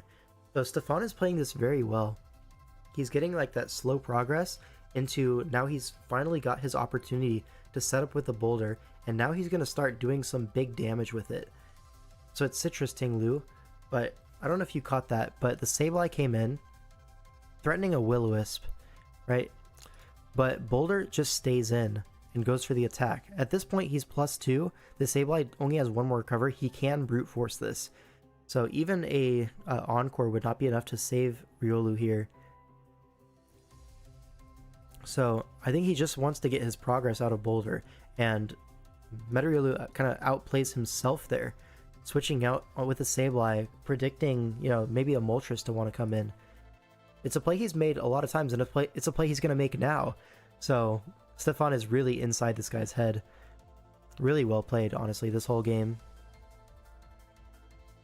And now Valiant is going to get the free turn. It's going to get the speed boost from the booster energy in on the Sableye, and now Iron Moth is going to have to come in on this Moonblast, but I assume you're going to have coverage for this with a Psyshock, right? Do we see a Psyshock here? We do see a Psyshock as Torn wants to come in on that. Do we see a Moonblast here? Does it KO? We're never going to find out because a Terra Blast is clicked as another Psyshock. Okay, but now Boulder is going to come in. Sableye is going to switch in on that. Threatens the Wisp again, so probably just going to see a Moltres. It's a very safe play. Torn comes in once again, and it does hit the Bleak Wind, so maybe you're right, this is Specs Torn, because that's a lot to Moltres. Now Iron Moth is going to be sacked off to this Earthquake. You don't really have another Earthquake switch in, besides the Torn, which is so important to this build. You can't risk it to like a Stone Edge or like Scale Shot, right? It looks like it is Specs Torn, Icy Wind locked in, but Stun Spore. The miss is going to be the nail in the coffin. I think you were probably screwed either way, but now, yeah, this Torn is just a little bit too much, right? I really enjoy how Stefan played this, but the Torn, it's just too good. Gets the Icy Wind drop, and now Terra Blast is going to finish off 100%. So that's always rough, right? You see someone play super well, and then they lose anyways. That's tough. That being said, Meteriulu also was not playing badly. It's just a really repeatable sequence, right? That was ending up favoring Stefan long term. I know initially when I was looking through that, I thought Meteriulu was just kind of like, he was in the driver's seat more so, where like he doesn't have to predict. But Stefan, it was kind of like a stalemate situation. But it was like a stalemate where he was trading recovers, and you don't have a bunch of recovers, right? And then the Boulder did run out of Mighty Cleaves at the end of the day, but it still managed to break through eventually. So I enjoyed how that worked out. But this Torn, the Flying Resist was Boulder, and it teared out of that. Kind of had to. So yeah, it was able to carry this endgame pretty hard. So yeah, Terra Torn once again proving why it's the #1 Terra user in the format. We saw multiple games now where Terra Torn kind of brought the game back. And yeah, so meta now goes up 1-0 versus Stefan. But like I said, I really enjoyed that game. That was really great. Alright, and now we have a Tauros Blaze, a very cool Pokemon, against, wow. This is a really interesting team from Meteriulu. So the top three, right? Darkrai, Ogerpon, and Valiant. I rate all of these guys super highly. But then the latter half, the Lando, the Tentacruel, and the Bronzong, I hate all three of these. So he's really playing with my emotions here with this draft. Like, love the front, hate the back. Just in terms of like those mons in SV, my opinion of them, I think they're all very mid or very bad. But the top three, very epic. Darkrai, Lando, High, Tenta. No, I actually do like Darkrai. That's I know I did a video basically calling it a fraud, but low-key, I think Darkrai wasn't the reason why it was doing so poorly in that season. Because we did see quite a few Darkrai pop-offs. I don't know, overall, it probably needed some support. But on this team, it's paired with Valiant and Ogerpon, so it does have that support. I think I've kind of like warmed up to Darkrai over the past month or so. It's just a nice offensive speedy guy. You can do some cool techs with it. It's not going to carry, but it's going to be a useful piece in your offense. That's why I really like it being paired with these offensive fairies, right? We saw 2 Enamorous builds with Darkrai so far, and we saw this one with Valiant. I think that's the best way to build with Darkrai, is with one of those top tier fairies. So, can't say I hate the top 3. I think it's quite good, but the bottom 3, I hate them. So, let's average it out, say the Meteriulu team is like, alright. Then Stefan, he has the Terra Torn, the Tinglu. This time, no Palafin, no Gouging Fire, whatever. Had to turn off sound for a bit, but I think Darkrai is also solid. So true, bestie, so true. Anyways, this Goldango plus Tinglu combination, we've seen this in the past, right? You set up the hazards and then you like hard spin block with that thing. Play around the hazards and then see how it goes. However, we just saw Meteriulu pull up with 5 boots in the previous game, right? So, yeah. I think for continuity, we should put him on the same side as the previous game. But, But yeah, we saw 5 boots last game, so maybe you're thinking, okay, maybe this game plan isn't going to work quite the same way. But yeah, it seems like a lot of hazard setters on Stefan's team, and he wants to play around that with his Torn, with his Serp. Meta's avatar is so swag. Yeah, it's pretty heat. But anyways, Serp is something that I thought was going to be better than it actually is. Turns out it's alright. It's not terrible. But Terra Superior is like not that great. It's alright. I don't know if this one's Terra. Let's find out. Which draft is this? It's not this one. It's this one. So it's not Terra Superior. It's just a regular Superior. The Terra is on Tauros and Altaria. So interesting. But yeah. And then the Terra is going to be on Ogerpon, of course. Its matchup here is not bad, at least if it's Terra. Well, it's not Terra Serp, unfortunately. Yeah, 7-point Serp seems cool. I agree. I think you can kind of play it similar to an Ogerpon grass in this meta. Like Scarf Leaf Storm has pretty much always been Superior's best set, no matter what, even if it had hidden power in past gens. So I really don't think you mind too much having a 7-point regular Serp. It's just the grass resists, you have to get through them. And in this case, it's a Bronzong.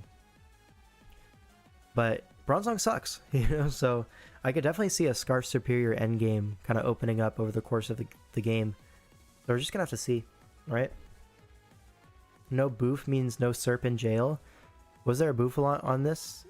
No, Bouffalant is not an SV, right? Are you saying it was on his draft? No, there's no Bouffalant. I feel like I would remember if there was a Bouffalant in SV, Paldea Dex. But yeah, so Serp does look quite good in the endgame here. It's going to be slower than Booster Valiant, but that's pretty much it. Yeah. On the other side, it could potentially just be a check to Ogerpon, right? Bulky, Rocky Helmet. I could see that as well, although I think it is worse. A worse use of your Superior. Maybe you feel forced to it though, because the rest of the team does not handle Ogerpon well at all. So maybe you just run Max Defense Helmet and then call it a day. I don't know though. Kind of rough. Maybe your Torn is just like a defensive Terra into the Ogerpon. That could be a play as well. Could be like Terra Grass, Terra Dragon, something like that. Anyways, let's just look into the game.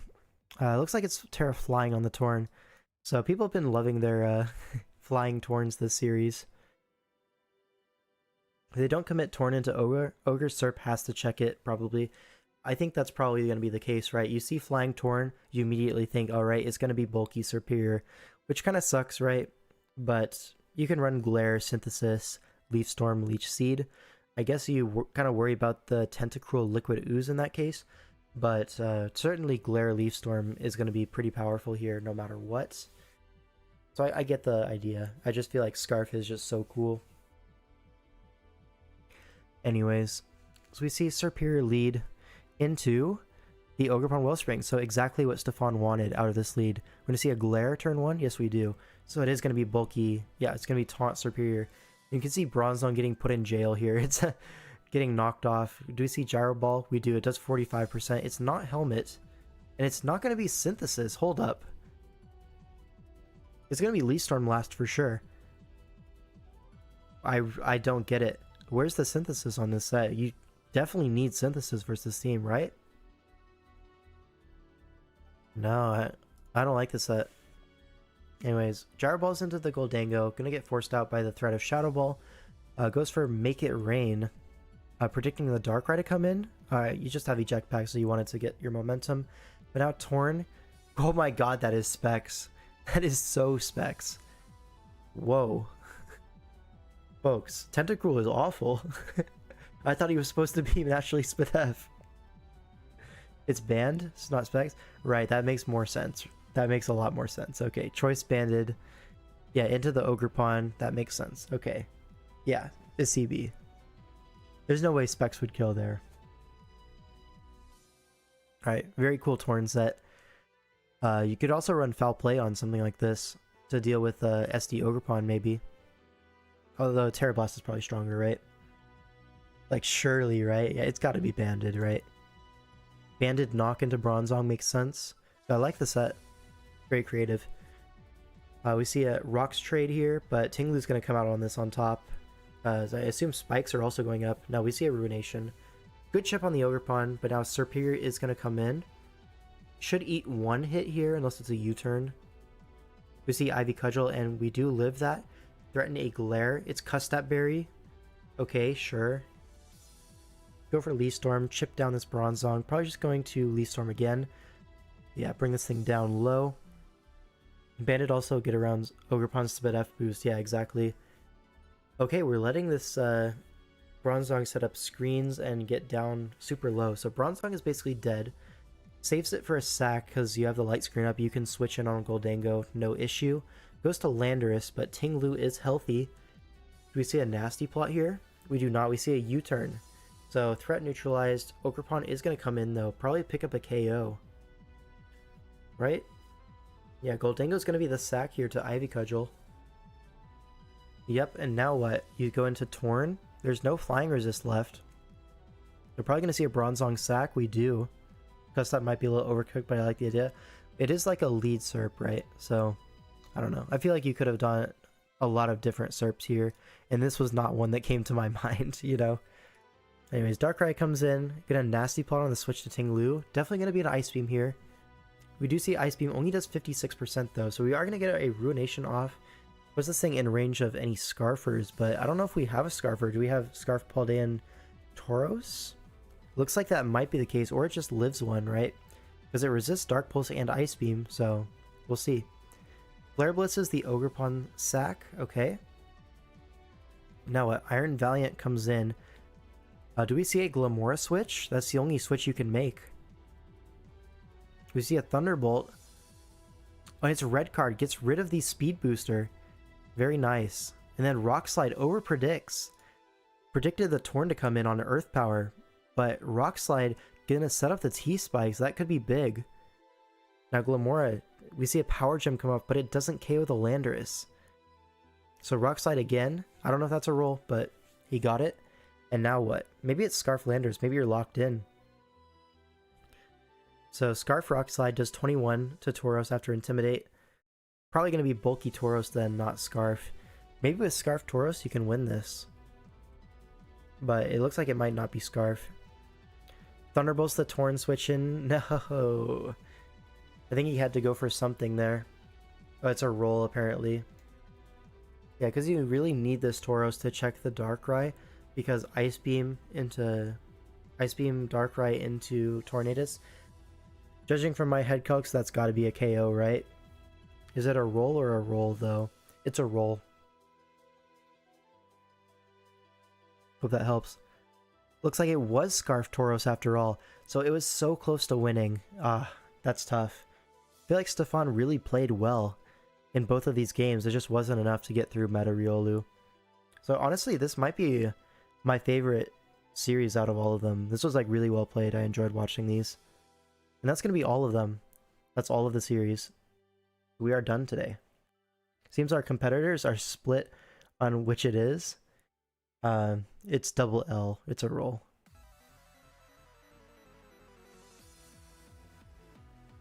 It can happen though. Yeah, they are split on it. That's funny. Yeah. I really don't know who Stefan is. I might look into it a little bit more though after this performance. Really impressed, honestly. That was some really good gameplay. Nice prep too, like Banded Torn.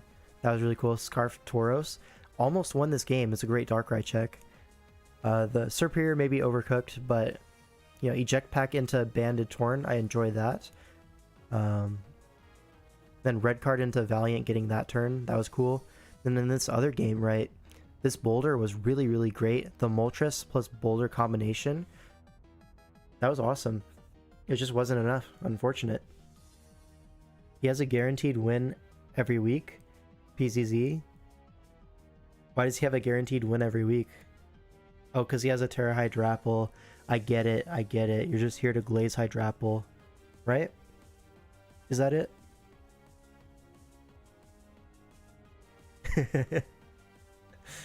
Anyways, I think that's going to be it for the stream. Thanks for hanging out with me. It was a good stream overall. I think we really got into some high-level stuff, especially this last series, right? I can't stress it enough. This was a great series, despite only being 2-0. I really wanted to see a game 3 of this, not gonna lie. But yeah, thanks for watching. See you in the next one.